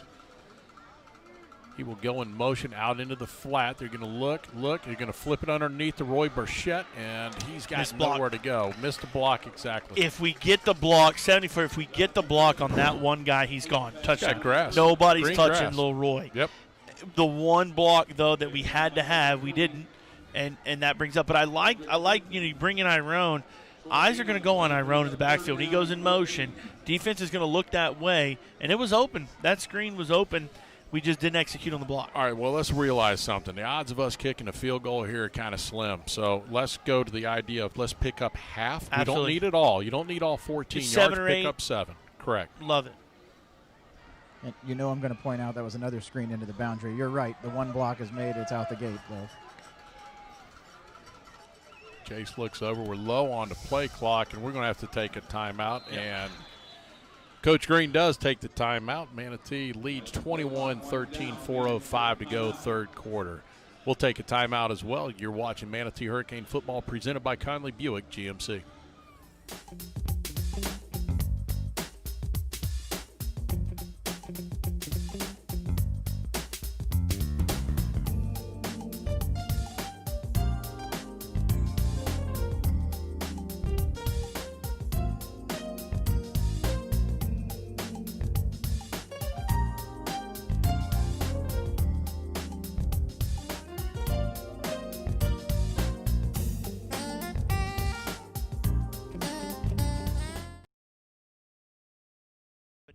I agree. I just see 3 times where we had an opportunity, and Welcome all 3 back, Joe were Canam over Field 3. at Hawkins Stadium. Manatee has a 3rd down and 14 situation, 21-13 lead by the Hurricanes, 4:05 to go, 3rd quarter. Manatee at the Palmetto 24-yard line. They need to get right down closer to 10 here, maybe right on it. Chase Brzezowski drops back, looking under pressure. He's flushed out. He's going to throw it out in the flat as Kyrie Jones. Turn it up, Kyrie. He's going to be very close to the first down, be about a yard short, I believe. Yeah, we're about a half a yard short, guys. That'll set up a 4th and short situation, and here comes one. I want to go right up under center, take a quick snap. And I'm doing it right now. It. I'm doing it right now. Let's see what they decide to do. We don't go under center much, so I wouldn't expect it to happen. I'm just not a huge fan of going out of the gun when you only got that short a distance to roll. And we're going to go with a heavy package coming in. Ty Nevels is in there. And I believe that is. Bringing Devin Stewart. You're bringing Stewart. Oh, we're going to go heavy. Let's see what we can do. Samu's in there. Everything's set to go off that left side. You're going to hand off to Kyrie. He's going to turn it up 1st down and more. He's going to get it inside the 10, about to the 6-yard line. Somewhere between the 7 and 6. Let's see where they'll spot it. It'll be 1st and goal, Hurricanes. Good job that there. same lineup. But Gene's over here telling me stay with it. I'm with him. Just keep rolling. Venice 2.0. Last year kind of did the same thing against Venice down there. Just pound the rock. They will. They'll line it up the same way again. Under center, Brzezowski hands off to Kyrie Jones, and he's going to get upended, but maybe got a yard. Kevin's down there a little closer to me. Pick up one on it.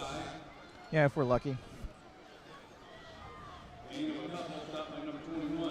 So it'll be, they really move the stick. Yeah, right about a yard. So 2nd and goal.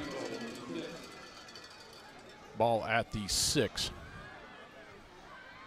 Boy, what a time to pull it down and throw it to the flat. Here we go. They'll hand on. Exactly what he's looking. He's going to throw it away, and a great job of throwing it away. Yeah, good call, though. You called it. I like it. I would have maybe booted him this way. I think giving him the whole field to yes. maybe find a receiver, maybe throw or run it. I have a Palmetto player, 21, slow to get up over here. I think he just got the wind knocked out of him. Yeah, they're starting middle linebacker there. He's a good dude. He might have landed on the ball. Just got the wind knocked out of him.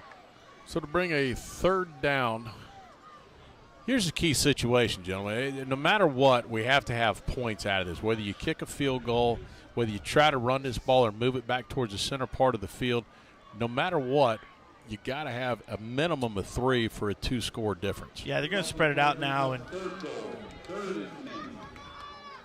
And you know, you got Corbett one-on-one against Offensive really line has gotta Sheldrick buy Simpson. some time. Sheldrick Simpson, their best DB, one-on-one, and Corbett over there on the far sideline. I looked maybe a fade route. Rub right here between these two over here with Neary. Offsides, got it. I'll take that. Great We'll take job. 3 yards all day long. Great hard count right there. Offsides, half the distance. That makes things a little bit different now. Well, we really haven't done any hard counts like that all game, to be honest Right. with you, and I like seeing it. I almost would be inclined to try it one more time. You talk about changing what you want to do offensively. You know, he gave us the full 5. I'm not sure he was supposed to give us a full 5 No, he's yards. not. I'll take that, too. We should have only been 4. I'll take that, too. Here we go. Chase Brzezowski takes. He's going to throw it up in the end zone, and it is caught. And flag out, though. I think there's the flag's 2 on flags. them. I think the flag's got to be on them. He was hanging on to him, wasn't he, Kevin?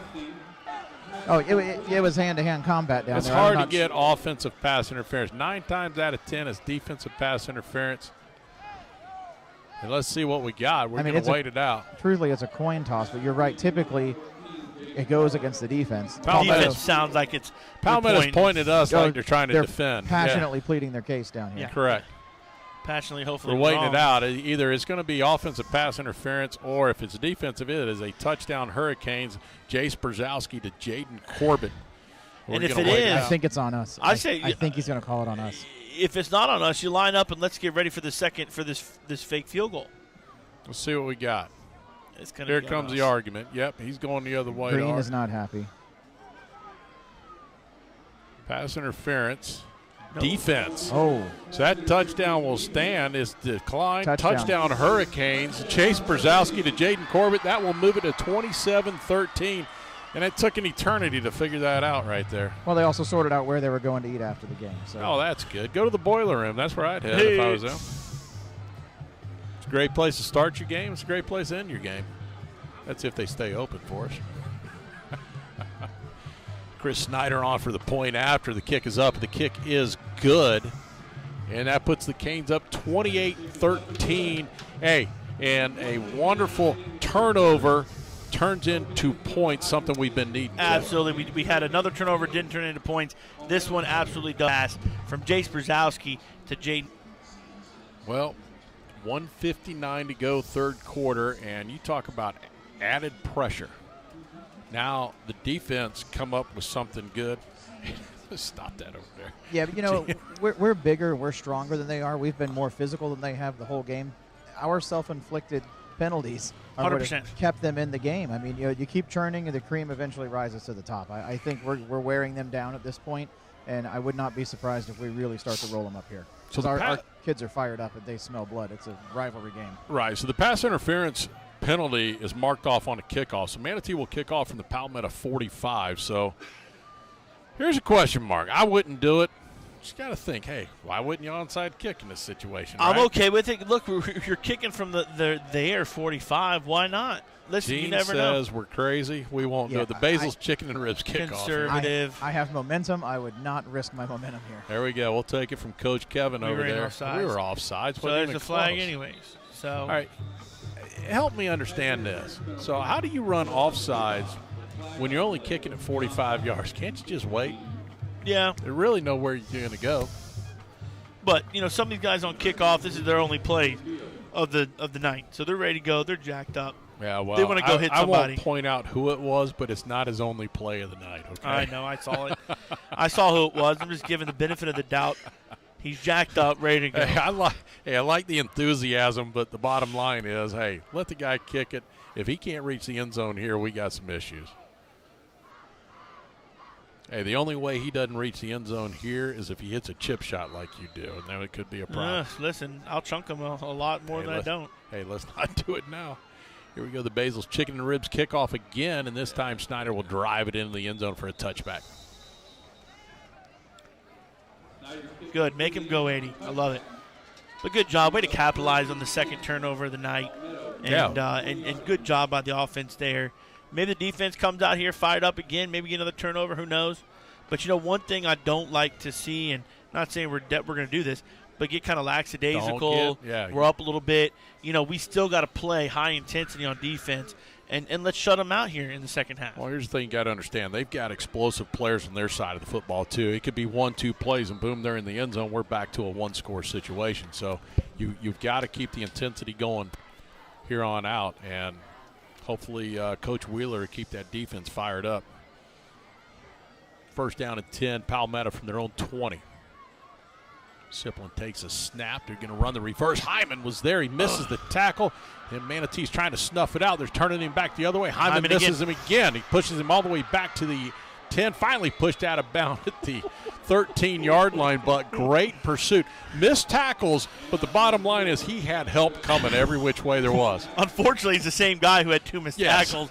But fortunately for Hyman, he had enough of them that everybody else comes in and kind of gangbusters there. And great job by Hyman both times, really, to be there. Obviously, he wishes he finished him to get some maybe some stickers on the helmet. But good job by the defense to swarm it up. Great pursuit there by Nathan Hyman. Let's see if the defense can dial up another big play on second down and long for Palmetto. Siplin takes a snap. He looks. He's now going to fire a quick one across the middle, in and out of the hands of the intended receiver, and almost intercepted by Daniel Dunbar. I like the play, though. Run the bubble by the number 2. Number 1 receiver does a little slant behind it. Outside backer kind of went just a little too far to Anthony Brown there and really gets out of the window. Strike by Siplin. He was zipping that ball. So I'm going to ask a crazy question, third and long. I'm going to ask the defensive coordinator up here first. What do you do? I know what you're going to do. I'm bringing pressure. There's no question about it. I'm bringing pressure. I'm going to go down to the sidelines and I'm going to man to it, and I'm bringing pressure. I am dialing up the pressure here big time. Locking up man. Everybody's locked in You're pressure. In the Let's hole see if it on happens. Third down. Third down and long. Siplin looking. He fires in the flat, underthrows his guy, and that's going to bring on the punt unit. Hey, and the Canes defense, hey, let's applaud that. Great job. Absolutely. Great job by that Manatee defense right there. Great job by the defense. Siplin just didn't look comfortable when he got it. Right when he got the snap, didn't look comfortable. We did bring a little bit of pressure and just a low ball there to the sit route by the wide receiver. Even if we would have caught it and clean, I think we're probably tackling there. Duke Dunbar tackling there. I don't know if you're seeing it in the players on the field, and Kevin's closer to it, but you're starting to feel this momentum really starting to generate. It's almost like snowball coming down the mountain a little bit. I was just going to say that. You just went up to, 2 scores, and now all of a sudden 3 plays, boom, boom, boom, 3 and out. They're backed up inside their own 15, kicking. I love it. And our guys got a little pep. We're popping a little bit. Allen's here waiting for the kick, and Palmetto just looks a little bit drained. Gets the punt, and a bad punt. He shanks it up in here into the stands, and that ball might have gone out about, let's see where he goes. He's going to be closer to 25, going, and he'll baby. stop there. So and Palmetto just took a 15-yarder. Palmetto late hit over there. Yeah, but they're jaw-jacking down there. So when it rains, it pours, boys. We're shanking punts. We're seeing it. I want to say, listen, I'm all about the rains, it pours. And you know what? As long as they're going to continue to pile it on and pile it on and pile it on. Put the game away. Absolutely. Yes. We're Hurricanes for a reason. You have Keep a the foot coming. on them. You got the foot on the throat. Snuff them out now. Absolutely. If it's me, and if I'm an offensive guy, foot's on the gas, I'm going for a touchdown right here. Let me tell you what. If Jaquez has any of his college days in him, any of SOS we're striking to the end zone right here. Spurrier would 100% go for the throat. This is it right here. You want to talk about put the nail in the coffin, and there's a lot of game to go. But this could be the one that really takes the wind out of the sails. Right, a lot of game to go. There's no question. Correct. I mean, for another quarter, but the body posture, I can see, momentum's coming to our side, and if you can pop one here real quick, and you score twice in the last 2 minutes, it could be hard for Palmetto to kind of reel back from. Trying to figure out now. The ball's at the 25. You can only move it half the distance to the goal in a 15-yard penalty. They put it on the 10. Ball should really be around the 12 or 13. Let's see if they figure it out. Yeah. But side judge looks like it should be on the 13-yard line, but they haven't moved it yet. They're going to leave it at the 10. Hey, thank you very much. First and goal, Hurricanes. They are in the red zone at the Palmetto 10. They will fake the handoff. He's going to throw in the flat. It's popped up Ball's up in the air. Intercepted. And just like that, it goes the other way. And I don't talk about a quick momentum change. I don't like the reason I don't like that play is because it's not towards the end zone. We threw it in the flat. I'd rather go into the end zone. If you're going to do something, that's where the juggernaut comes. Instead, we threw it in the flat. Ball in and out of the hands of the intended receiver, and it's a turnover. Just like that, 6 seconds later, Palmetto has the ball back. Now the defense has got to dial it up one more time. Just when you had a chance to really push the envelope on the Tigers. Yeah, really try to close the door, and unfortunately, but you know what? Now back to the defense here, see what we can do. Palmetto will start on their own 25, 1st and 10. Siplin will hand it off, and running back stumbles as Hicks, and he misses another guy, still on his feet. He's going to have to track him down and finally push him out of bounds right there as Jaden Corbett, the guy who finally gets to him, but not before he picks up 40 yards on the play. Problem is we had 2 guys in the backfield for that tackle and just did not wrap up, and unfortunately, talking about a player down there in front of the ref when he's running down, so could have probably been a sideline warning, but they didn't give it to him. So the wind has picked up down here the past, I'd say, 15, 20 minutes, and now we're starting to get a little sprinkle as well. I see the wind blowing. I didn't even look at that. 1st down and 10. Palmetto inside Manatee territory to 34. They'll hand off right up the gut. Yep. And ball's loose. Ball's loose. Manatee's on it, boys. We got it, baby. Good hit. Great hit. Who got that hit, Kevin? I couldn't tell. I could not tell, but he knocked it was the hell out of Tariq him. Allen, I believe. At least he's the one coming up saying he did it. Yeah, Tariq has been flying around. Tariq has been flying around down missile. here with reckless abandon for a while. Cornell Thomas might have been the one on the recovery right there, but what a hit. I mean, we're talking 3 plays, we've seen 2 turnovers. Yeah, and look, hey, high school football, especially high school football, this is the 3rd game of the season for all these guys. But what a great defensive play there by Tyreek Allen coming in. The high school like just follow the Atlanta Falcons. This is true. This is true. Here we go, 1:09 to go, 3rd quarter. Brzezowski takes a snap. He'll hand off to Burchett, who has a little bit of running room this time, and Roy finds his way across the 35 to about the 37-yard line. Very good positive play, 1st down, a pickup of 8. And that's almost one of the breaks. You know what I mean? Roy's got one more guy, and he may be out the gate there. And with his speed, he may be gone. Finally, so that's the breaks it's been a while since we've seen one of our running backs find a way to the line of scrimmage before contact. Most of the contact has been prior to. I mean, we're getting hit in the backfield. So, offensive line, let's go. Tighten up a little bit and give our guys a little bit of running room.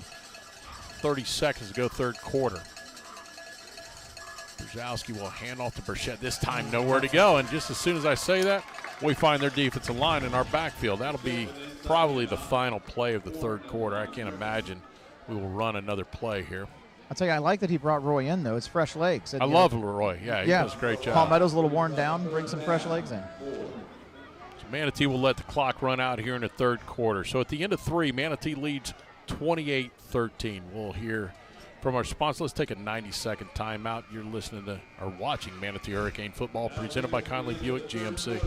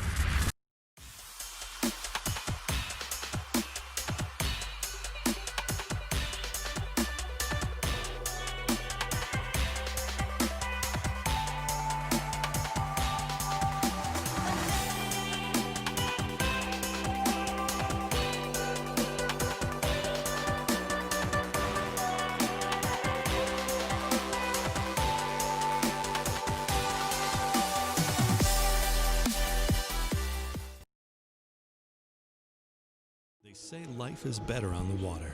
Welcome back to Joe Kinnan Field Hawkins Stadium for the 4th quarter as we get ready to get underway with the 4th quarter. Manatee leading 28-13, 3rd down and 4. And that's a good job by Jace again with a hard count, and that's going to be very close. I say it's 4. It should be enough for a 1st down. It's a long 4.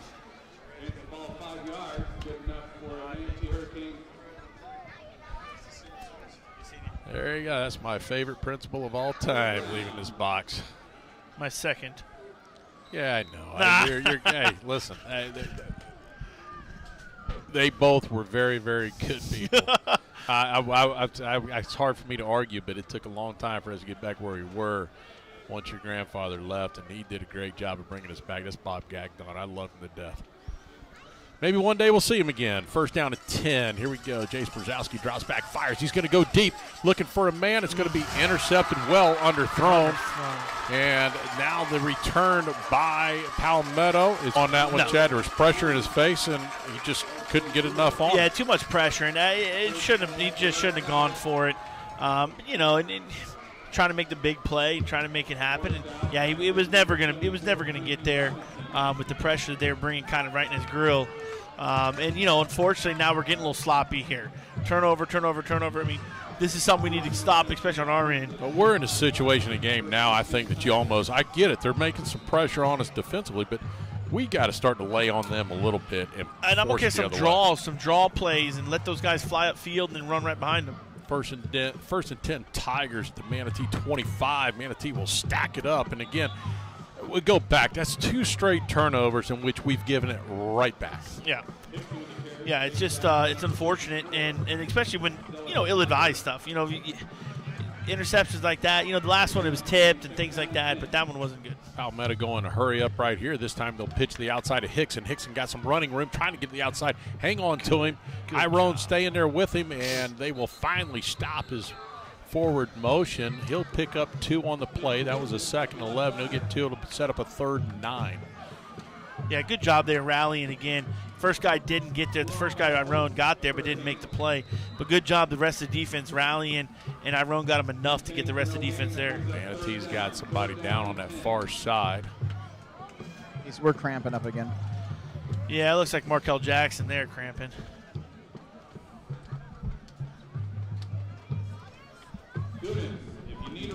We got a little raindrops falling down there, Kevin, do we? Yeah, we have a little wind swirling, and the rain is just slowly picking up. Should add to the fun. The fire alarm's going off over at the school as well. You got to love rivalry game, Everything. A little bit of everything. 11-11 to go in our ball game. Manatee leading 28-13. Look at the radar. It may get a little bit nastier before it doesn't. There's a little cell coming. I may miss this. We're going to miss skirt by us. We'll be all right. So Palmetto with the ball at the Manatee 25. Hey, listen, bottom line is this 2 down. It's 2 down territory for them. They're not going to kick a field goal in this situation. So yeah, 3rd down and 10. No matter what they pick up here, I'm looking for them to turn around and try and go for it. See if Manatee can apply a little bit of pressure. Bring a man in motion. This time they'll pitch it out. Manatee's got defenders there. Tyreek Allen with the initial hit. He's finally finished off by Nathan Hyman. Tyreek Allen has been everywhere defensively. He's had a heck of a game. Looks like they got offensive linemen with their helmet off. They're going to have to bring somebody in to help him out. But, yeah, no, Tyreek has been pretty much everywhere. And when he hasn't made the play, he's causing the play for somebody else, which is a great job. So that's going to be the right tackle that's going to come out of the game. They're bringing another guy in. Listen, this guy is fresh. I'm going to bring somebody off his side and light him up. Absolutely. 100%. He ain't ready to go. He doesn't even know which side of the field to get on. So they're going to move him to the left guard. So they're taking him out. They move their guard over to the right tackle. I'd come right over the top of him anyway. Yep, bringing pressure at him. Here we go 4th down and 8. Big 4th down play for the Hurricane defense. Siplin drops back. He's looking. He's going to fire across the middle, and it's caught inside the 10 to the 6-yard line. A good throw and catch there by Siplin to his intended receiver there. We just gave him way too much time. Yeah, I agree with you. He had too much time to pick it and find it. Yeah, he's too comfortable. His feet are planted. He's calm and relaxed, picking his man. 1st and goal, Tigers trailing by 15, and Manatee's got another guy down. Well, we are got a lot of cramps going on. Official timeout, injury on the field. I think it's Markel again. Once you get them, it's hard to get rid of them, man. Yeah, once you start, it's hard to stop. And, you do your best, drink some salt water, Gatorade, whatever over on the sideline, but it's hard. Yeah, they will continue to get up on you, and it's Look, if you've never experienced, you could take a couple steps and it'll jump on you quick. So the ball will be on the 7-yard line, 1st and goal, Tigers.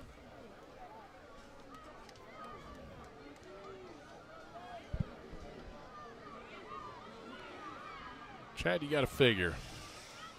My guess is they've had some success throwing, but it's late in the down situation. I got to figure they're going to try and get the ball to Hickson. Hickson on the edge is whether they swing him out on a pass, whether they give it to him on a run. But I'm giving it to Hickson. There's no doubt. He's your guy. Siplin looking back at Hickson, moving over to the left. Now brings him back to his right side. He's taking a handoff to Hickson. He's trying to get to the corner, and I think he's going to walk in there easily. Touchdown, Tigers. Tyreek slipped as he was kind of moving. He kind of planting to go back the other way. Slips and falls. Unfortunately, there just a walk-in run there for Hickson. So that'll cut the lead to 28-19. Point after attempt looming.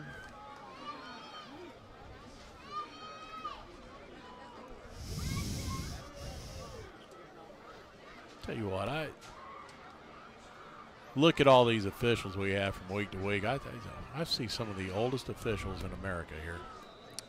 I would say this much. I think we're just not getting enough. There's not enough. There's a shortage. Nobody wants to do it. I don't blame them.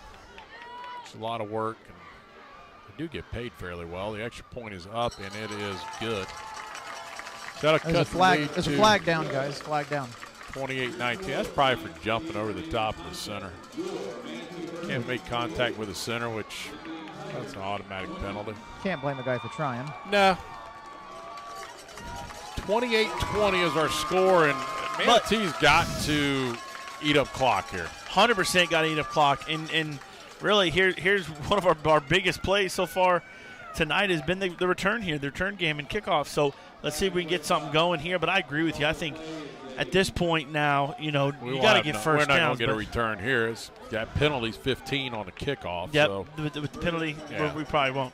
He'll be set at the 45. So, but you do want to get some time on the clock. But at the same token, we're only up by a score and 2-point conversion. So you still got to get the first down, still got to move the ball. But you'd love to see a nice 5-6 minute drive for a touchdown and kind of spike this thing up. Don't be surprised. My guess is they won't go away from the pooch kick here. They like the pursuit of their defense. I think he can kick it all the way in the end zone, but don't be surprised if he doesn't try to angle this one to the other side. He's going to try and get away, but I don't know how you're going to get away. You try and get away from Iron. You're going to try and get away from EJ. EJ, Tyreek. But EJ's not back there this time, so I don't know what we're doing. It's Jason Harold back there. Ever since EJ went out with those cramps, we haven't seen him back in there again. And he's lined up again for another pooch kick. Let's see. Just secure the football, gentlemen. Here's the kick, and it's going to be Harold. Drop it back in the end zone. Thank you. I'll take that all day. Rather have that. I mean, even if he'd have got it the 1, their pursuit was down there. He's going to be hard-pressed to get past the 15. Manatee's got to be a little bit patient right here. Pick and choose your moments, find the underneath passes, do the little things. And really, I think you got to turn and say, hey, offensive line, do me a job. Kyrie, do the job. Yep, let's run the ball. Get behind the offensive line, challenge them to win the game here, and finish it. Let's see what the Canes have in them. 9:26 to go in our ball game, leading 28-20. Time it'll be handoff to Kyrie Jones. Not much there. He'll get a yard, maybe 2. 2 tough yards. And it's been tough yards for Kyrie all night long. It really has. That's 11 carries now for about 29 yards. So it's been a rough night for him. No question. Credit Palmetto's defense for locking him up. Yeah, the running lanes just haven't been there. It's no fault of his. I mean, a lot of it has been if we count contact behind the line of scrimmage, he's probably got 75 yards. There we go. Brzezowski drops back, fires into the flat. Was caught enough for a first down. And they're going to stop the clock. Hopefully it's just Neary there. Good job. And I don't even pay attention to the clock at this point. I just let it run, do what it's going to do. Get down inside that 5-minute mark, and then I'm kind of concerned and eat up more clock. But 8:39 to go, 28-20, Manatee leading. Arion Neary, leading receiver for the Hurricanes, 51 yards on 3 receptions. So good night for him. Jaden Corbett will be to the near side of us.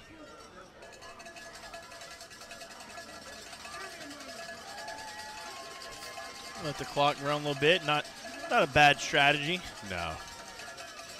Brzezowski takes, hands off to Kyrie, and again, that hole that he had collapsed in a hurry. Just can't really get much going in the running game at all tonight. Now, the thing about it is, when you look, so they're running primarily a 4-3 defense. The linebackers aren't moving. Linebackers are staying right where they're at, so they're just looking to run, stop, putting everybody on an island as far as your defensive back. So we got to figure out a way. Find Ty Nevels. He's the guy. You want to find a guy that can get open, go there. Of course, you're trying to run the clock. You're going to keep it in the hands of Kyrie. 2nd down and 9. Brzezowski takes it. He'll hand off to Kyrie again. This time nowhere to go again. It's too early for this, guys. There's still 7:42 left. It's too early to be giving up plays just to take 30 seconds off the clock. Oh, yeah, I definitely don't think you give up plays. I'd like eating the 40 seconds down to 5 seconds to snap, but you still got to run a regular offense here. We're not in a position just to run the ball and eat more clock up. We're going to have to run some regular offense here, and my guess is here we're going to throw the ball. I would hope so. Yeah, I wouldn't let the clock dictate my play calling at this point. No. But you're right. Just at least slow the pace down. That's fine. 3rd down and 8 for the Canes. On their own 32-yard line.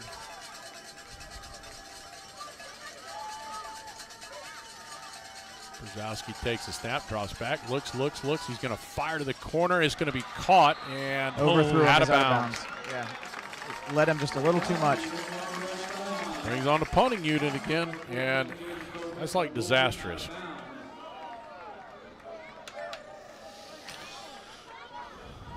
Yeah, that's not what we want.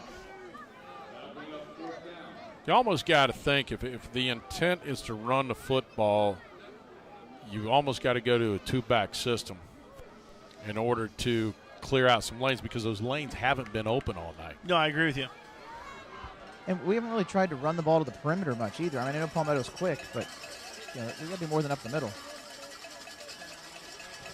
Watch out, a dangerous return man right here. Palmetto will take it at the 28.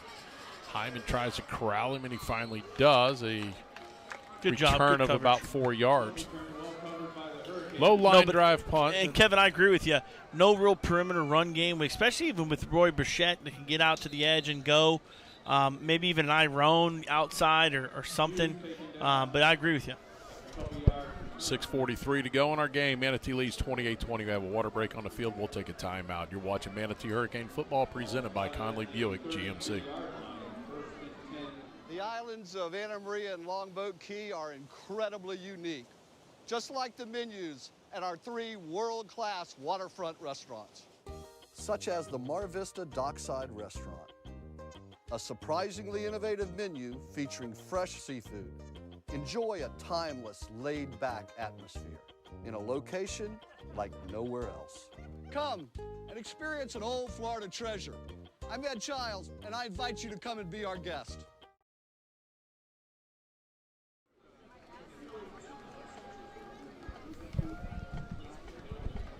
Back here at Joe Canam Field, Hawkins Stadium, 6:43 to go in our ball game. Manatee up 28-20. Palmetto will start this drive, 1st down and 10 at their own 33-yard line. Josh Siplin, the quarterback for Palmetto. He'll take the snap. He will fake the handoff. He'll get by one, gets by another, and he'll pick up 9 yards on the play. That might have been the hit of the night right there, guys. Holy moly. Siplin got up, though, ready to roll, so let's go. He did. He bounced back up, but he took a lick. Second and short here. Siplin takes it. He's going to pitch it back nowhere. Oh, my goodness. We almost picked that off in the middle. Oh, wow. So close and almost an ill-advised pitch, but enough to get the first down. And I think that's Tyreek that's injured.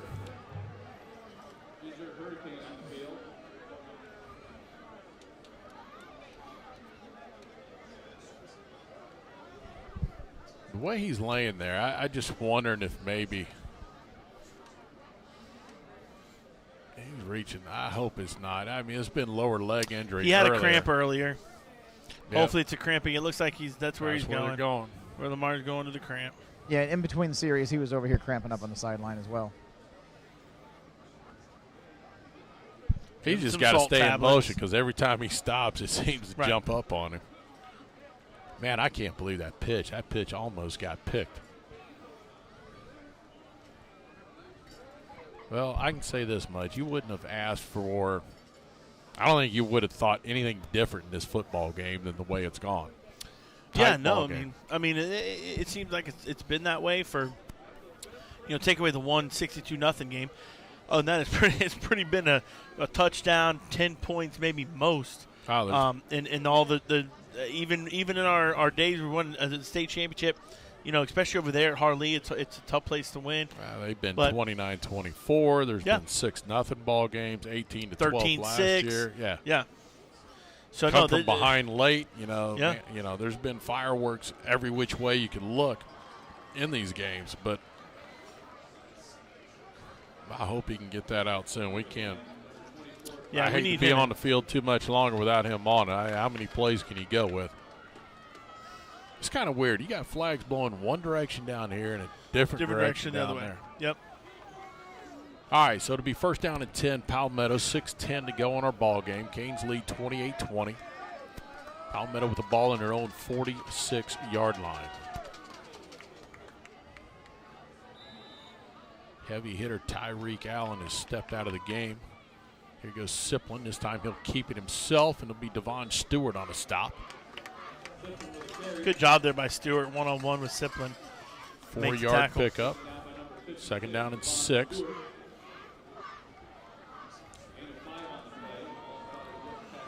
Meeks will check in. McLeod will go out. 5:40 to go. Siplin takes a snap. He looks. He's going to fire down the field. A wide open receiver. Nobody there. Broken coverage. And they got the ball down to the 20-yard line. Unfortunately, that's where Tyreek Allen would be. And Jaden Corbett's there instead and really has not played top safety at all when he's come in. He's only really played corner. And kudos to Palmetto to take advantage of that and see that who's back there and getting the big strike. I say 20. They put it on the 21-yard line. First down and 10. Palmetto driving in Manatee territory. Siplin will keep it. He'll pitch it late. The ball's loose, and it goes right back to Hickson. Well, listen, not only is Tyreek Allen out, but so is Markel Jackson, number 7. So both safeties for us that have really been either inside the box or up top are both out. 42 is in for us at the other safety spot, which is Vamari Welsh. And we jump off sides. Good grief. You just get a loss of 5 on the play, then you're going to turn around and give it right back. Actually, a loss of 4. They're going to actually gain a yard after all that. Second down and 9. Yeah, so now we've got Jaden Corbett back in the safety spot, and all you can hope for Jaden's situation, he's got a ball hawk. He's going to have to take a chance. He's going to have to jump something if they try and throw it. Yeah. It's hard, though, to be back there and and read guys, read routes, read quarterback when you never really do it. Somebody's got to step to the plate here. This time they will hand off to Hickson. He spins out of the first one and does not get out of the rest. Good pursuit by the Hurricane defense. Samu Vave, the first one. Then Welsh coming in and guys coming in. Great job there by the defense, swarming, really making a gang tackle. Here's what I love, too. Brings up a big third down here. Clock running right here under 4 minutes now. And defense coming up big here, hopefully on third down. We got a linebacker cramping. Yeah, that's Marcellus Ponder going off. Or no, I'm sorry, that's Dylan McKee. Not a guy we need to be going off. Third down and 11. Siplin shouting out the signals. And there goes And the ball didn't go. Yes, moving back 5. There we go.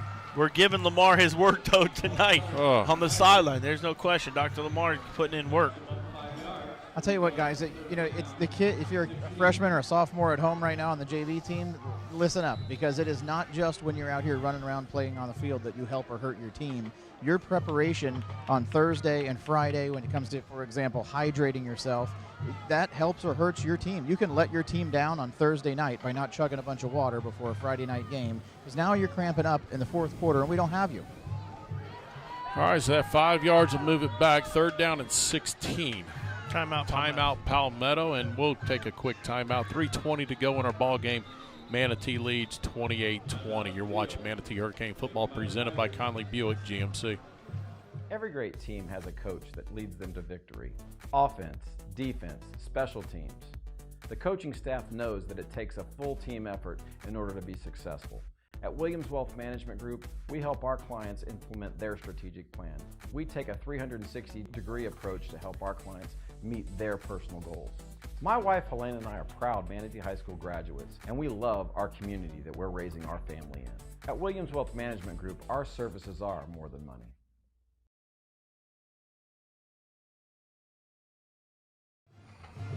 He's still underneath the tent. Yeah, he's not back yet.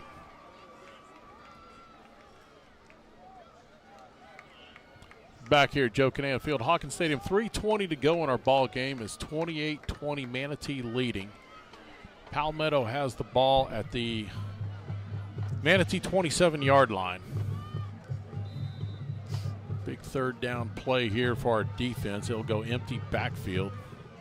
Watch Hickson coming out of there, streaking down the middle.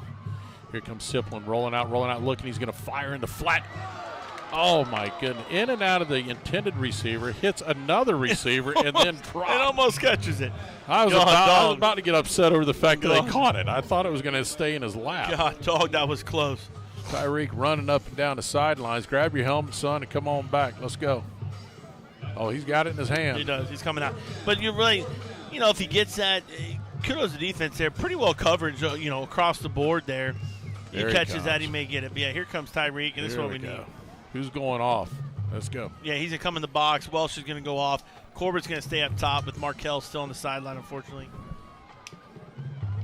All right, big fourth down right here. 3:14 to go in our game. Stop them on downs, defense. Here we go.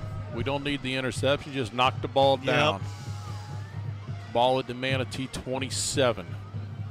Siplin takes the snap under pressure. Here they come. They're after him. He fires down the middle. It is, whoa, what a great hit. That is Jaden Corbett. Knocks the ball loose. I mean, you talk about a jawbreaker. That's an offensive kid. That's a wide receiver making That's that an hit. offensive kid, my friend. Hey, listen, and Danny, you said it earlier about 3 or 4 plays before. Who's going to kind of step up and make the big play? Hey, Jaden, you're there. We're going to need something out of you. And he did it. He completely jarred the wide receiver from catching that because he was open and he was going to catch it if he wasn't hit. Waited. What a strong hit by Jaden Corbett, coming in big time for us when we needed him. All right, guys, let's put this in perspective now. 3:07 to go in the game. Canes with an 8-point lead. Palmetto has 2 timeouts remaining. They got to get a couple of first downs to seal this deal. Let's go. Offensive line has got to do something. Hand off to Kyrie Jones, trying to find some running room. He picks up about 2, maybe 3. Let's give him 3 on the play. Set up a 2nd and 7. Clock's running. I'll tell you, if you're Corbett, it's got to feel pretty good to be dishing one of those out instead of taking them. Exactly. It's much better to be on the giving side of that, isn't it? Play clock down to 25. We're going to let this thing run as far down as possible. Yeah, we should get this thing down to 2:15.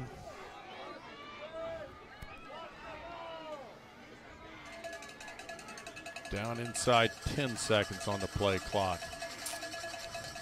Good job here. No, we never moved. mind. Oh, my goodness. I said it too early. How do we move? Said it too early. We're all kind of growing roots under our feet here and waiting for the snap and wide receivers jump.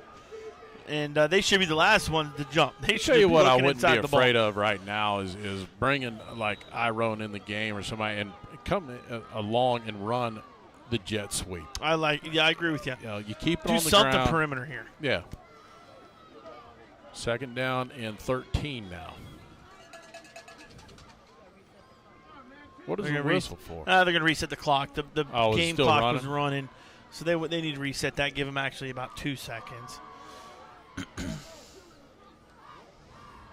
Well, let them sort things out down on the field. Manatee up 28-20. 2:06 to go. Second down and 12. You know, I do understand we want the clock to run, so you want to run the ball and that sort of thing. But you know what? Who's come really big in times like this where we need something offensively is Ty Neville's for us. He seems to just find open areas in the defense. I think the clock should start on the official's call, right? Yes. So let the 40 seconds run off here. It'll be 25 because it was a dead. Okay. Yeah, so instead of 40, but 25. You absolutely take it. Just don't grow roots and sit here and jump when the ball's before the ball snap. Tell you what, I'm kind of old school. I'd stay in the huddle till I got to go out there. All right, now let's get set, guys. Under 8. We're down to 5 on the play clock. Takes a snap. He'll hand it off to Kyrie. Nowhere to go. Immediately stopped, and here comes the timeout by Palmetto. They're bringing 7 guys. I mean, they're bringing, He's got nowhere to go. Just too much for us to block. And that's why I don't mind. I would like to see something on the perimeter, and maybe just a quick pitch. I mean, everybody's giving up right there. You could pitch it to the outside. So if you lose 2 yards, big deal. You see you're under pressure, just go down. It's not LSU used to do a quick catch and pitch from the gun. And that's exactly kind of the play we're looking for. Nothing crazy.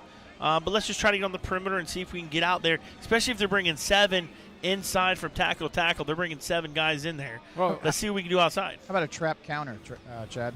Yeah, or even a little bit of delay, a little bit of a draw. Right. Yeah, I was kind of that last play before it even ran. I was thinking the same thing, kind of throw it out in the flat, And I don't know that I would have gone to Jaden, even though he's out here, because he's against their best defender. Sure. Maybe bring in, without E.J. Allen out there, it makes it kind of difficult. But, you still got Arian. He's done a great job. Yeah.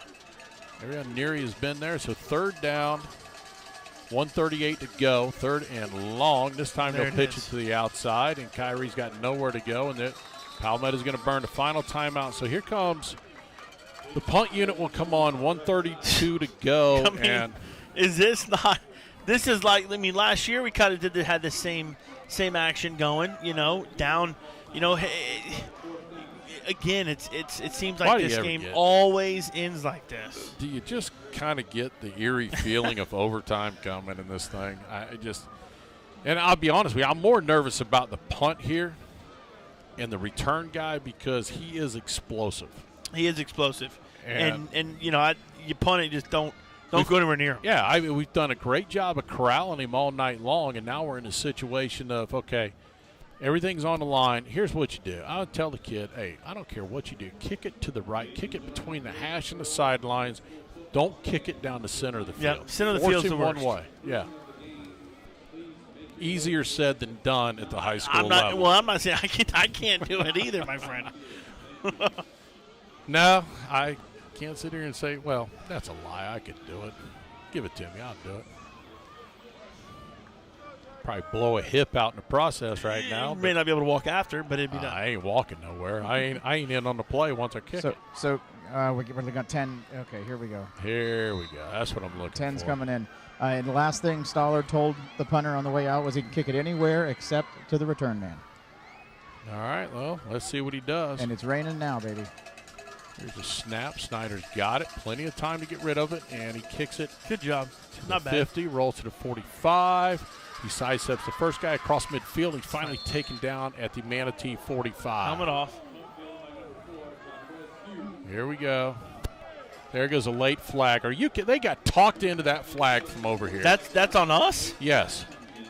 That's going to be on us, and that's going to move that ball all the way down to the 30-yard line. Story of the game. Ponder hurt again down there, McKee. Our failure to control our emotions. Yep. I don't know. They're looking. They're talking. This is the most undisciplined I've really seen. We're usually not like this at all. This is the most undisciplined I've seen us in a long time. So Palmetto is going to get the benefit of this call, and I think I think it's warranted because he knocked his helmet off. It's clear. Personal foul. That's going to move the ball all the way down to the 30-yard line of Manatee with 1:22 to go in this football game. Palmetto out of timeouts. And while I say that, it's not that important in high school. They're going to throw it. Even if they run a first down, it stops the clock. No, they got plenty of time from the 30. It's an eternity. Yeah, they got plenty of time, especially throwing the ball, and the clock stops first down. So that's no timeout's not really too much of an issue. Chad, would you dial up pressure here pretty much the whole way through this? I like bringing pressure, absolutely. Yeah, I do too. Put the pressure on him. Here they go. This time he will keep it, is Siplin, and I'll take it down to the 20. Just short of the first down. Now they're going to stop the clock. Why are they stopping the clock? To measure? Of course. Now they're calling first down. It started on the 30. The ball's touching the 20. Now, if you're in Maryland, it's not a first down. I was there when that didn't happen. So. Correct. Yeah. Stephon Diggs on the other side of that one. So it'll be 1st and 10. Palmetto at the 20-yard line, 1:05. Now the referee is trying to ask a question. But they were trying to give them the first down. It's clearly short. So we finally, I think, talked them into a measurement. Well, yeah, we had to burn a timeout. It's clearly short. The right hat actually reached up and kicked the ball forward with his foot when it looked to be short. Well, you expect better at your home place, you know? It's just like watching politics, isn't it? It's just fight. I don't know what you're talking about. Argue. Talk over each other. Here we go. I mean, if the nose is not over the 20, it's not a first down. He gave him the first down. We did not get a measurement. Well, give it to the white hat. He's got years and years of experience in him. Whatever. That's for sure. Clock will start. We're down to 1 minute to play in this ball game. Palmetto 20 yards outside the end zone.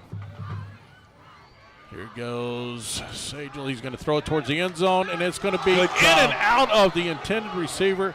Iron.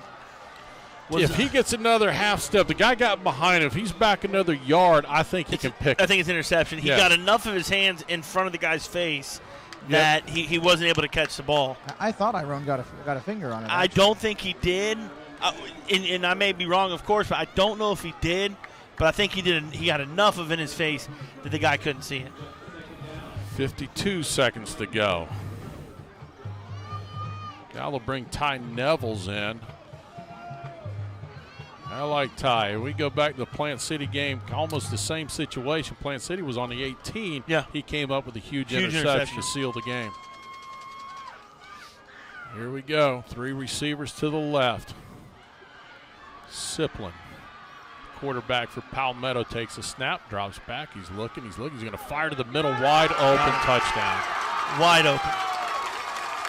Nobody really around him. Now, they got to go for 2 to tie it. Yep. Yeah, they need 2 to tie. So defense has still got to be, look, hey, you're still okay. I mean, I know you don't want to be in this position, but the defense still has to come out and make a stop here. So you can't be walking with your head down and wondering what the heck's going on. You got to come back out right now and make a play and game's over. We're going to burn a timeout right here. You got to take a timeout right here. You've got to get yourself ready to stop this. This is huge play right here, and I just said it. I was feeling overtime on the way, and let's hope that Manatee's defense can step up to the test here. Well, this is it. Listen, you're on the 2-yard, 3-yard line, and this is the game. You stop them here, and their chance of coming back is pretty much over. You guys, think they're going to do an onside kick, but the defense cannot hang their heads because of the score. You got to forget that and move on. And let's dial something up here. Hopefully Coach Wheeler dials up something here to stop Palmetto from getting this 2-point conversion. If it's me, Palmetto's probably going to Hickson, their main guy, outside they're run, go something outside, like that. try and get it there. They've had success with the speed option, running that. Or toss, right? Yep. Option or toss. Here, pitch it to Hickson or have Siplin taking himself. He's coming out in an empty going backfield. empty, watch a guy coming in motion. They like to come a guy in motion and empty. There goes Siplin, rolling, fires. Incomplete! Incomplete! Manatee stops the 2-point conversion and is up 28-26. Now they got to stop the onside kick. Big play. Huge Big play by the defense there. And like you said, the game's not over. You got 48 seconds left. They're going to do don't get a 15-yarder there on you. But the game's not over. They're going to do an onside kick here. And listen, anything happens with an onside kick. You know what I mean? Anything can happen with an onside kick. Yep, we have seen some of the craziest stuff. Just this year, you go to the professional level, I've seen it. It just – you go back to the Dallas Cowboys who, there's an onside kick in that one. And you've got Atlanta just watches it roll, and then they finally drop on it. So, yeah. Crazier things have occurred here, so let's see if Manatee can come up with this onside kick. Well, Coach Stahl will have a good hands team prepared. Obviously, that's who's coming on. He's coaching them up. Hey, here's what we've seen probably in some of their onside kicks. You look for the hard squib. You look for a little pooch. Maybe they got a double guy. Looks like they're setting up for just a normal. We're going to do a hard squib right here to the 50, right at the numbers. Try to get as many guys over on one side and be physical, and we'll see who we got. We got guys here with hands. Corbett, Jackson, Nevels, Tyreek. Let's get it and end it, boys. All right, well, here we go. Stage is set. 48 seconds to go. Palmetto will attempt the onside kick. Manatee set to defend. They're all sides. And it's covered up by Tyreek Allen. Good job, that boys. will do it. Great job of security by Manatee.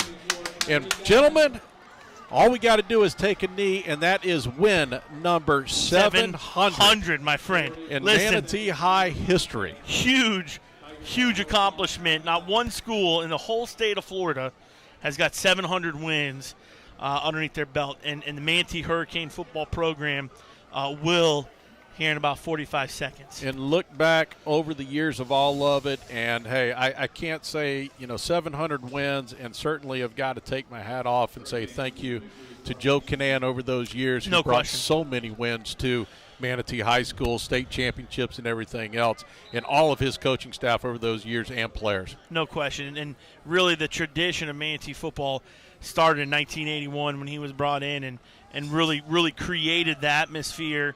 And win in 83 and then 85 and 89 and 92, and we were expecting to win. And that really is what catapulted us to what we're here today, and obviously seeing 2011 winning it and coming close in 2009 and coming close in 2012. But 700 wins for the program is huge. Like I said in the beginning, 700 pretty much puts us in probably top 15 to top 12 in the nation. Congratulations. And that's pretty huge. Yes, and congratulations to Coach Yusuf, Shakir, and all of his coaching staff. Jaquez Green, our offensive coordinator, calling the plays tonight. And just an unbelievable job. Hey, and take nothing away from the Palmetto Tigers. It was a well-fought football game. And, hey, this game could have gone either way. They came from behind, down, and 28-13, fought their way back in, missed the 2-point conversion. But what a tremendous, tremendous effort. Tremendous effort. And hey, the only thing I don't really care for, there's a lot of, waving at one another. I get it. It's the excitement. And you know what? It is what it is. And I just. And they're all boys and they're all friends. And, absolutely. Tomorrow. Look at Manatee. We have grabbed that trophy they had, and they're running it back down to this end. Tomorrow, about 75, probably 50, 75% of these guys are going to be hanging out in their neighborhoods and hanging out with each other watching football tomorrow on Saturday. So, that's what's big about the rivalry. The rivalry is I'm gonna text Coach Brazelton, I'm gonna text those guys a little bit, and say, hey, we got you this one. You know what I mean?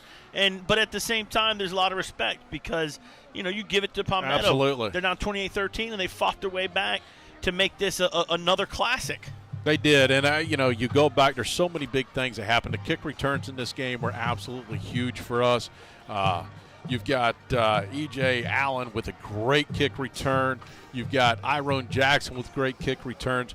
Tyreek Allen, can't say enough about what he did defensively. Yeah. And Jaden Corbett coming up with a huge play. Not only the one where he jars the ball loose, but a pick himself, coming in there playing defensive back. And really, I don't know if we'll, as coaches, I don't know if they're going to look back at this game and say, we hit on all cylinders. I don't think we did that. There's room to improve. Oh, absolutely. But you know what? For the next, couple hours, you're at least loving 700. Yeah, enjoy it while you can. And you know what? You bask in the glory of what it is, and then you turn around and get yourself ready to go next week when Manatee will travel down to Sarasota to take on the Sarasota Sailors. But, hey, I can't say enough, and hopefully Kevin can get me Coach Green over there at some point in time in all this, because this was absolutely exciting. I'd love to talk to him for a second. So I'm trying to find – will you take Coach Stollard? I got him right here. We'll take anybody. Take anybody you can get.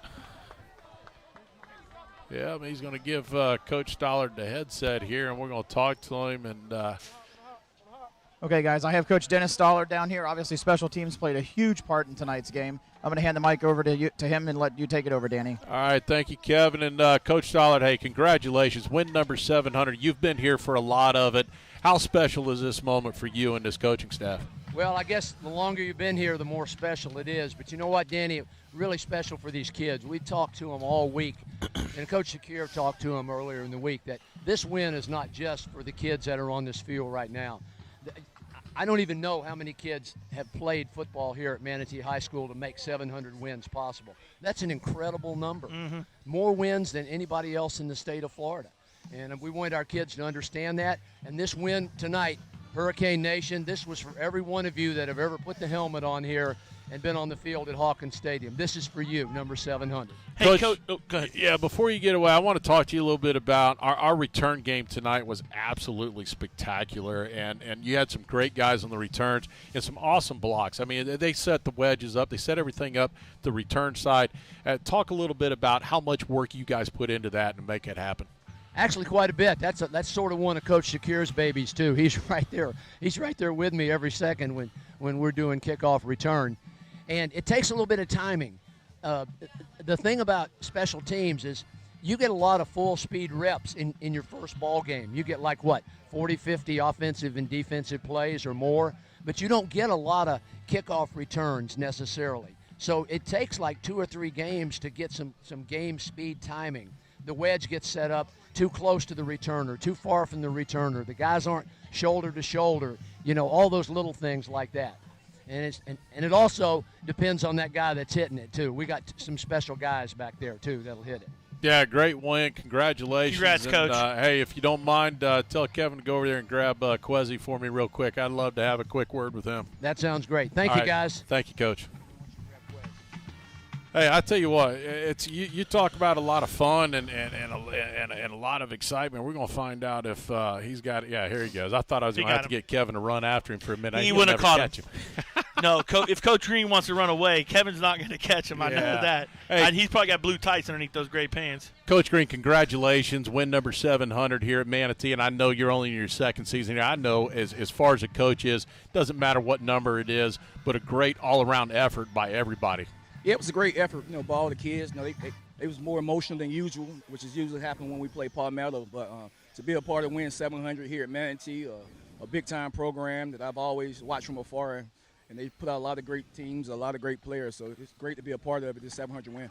You had a lot of guys that kind of stepped up and did something. I know the running game really wasn't there for you, but we found some great things as far as the passing game, and you had some guys kind of step up tonight. Arion Neary in the receiving corps, and even E.J. Allen. You have some very good dynamic players out there.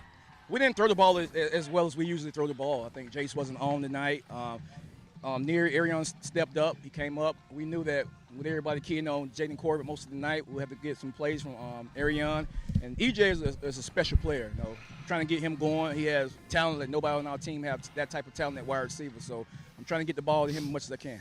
All right, well, Coach, good luck to you next week. Go enjoy it with your team. Enjoy and it, Coach. Appreciate it. Go folks. Gators, baby. Go Gators. So, Manatee 28-20. Kevin, you were down there the entire night. We'll kind of wrap things up, but kind of give me your perspective of this game. I know you've been around it a long time as well, too, between this rivalry. Yeah, it was a great rivalry. It reminded me of the old Southeast Manatee games from back in the day. Spirits ran high the whole game. It was a little chippy at times. The fans were really into it.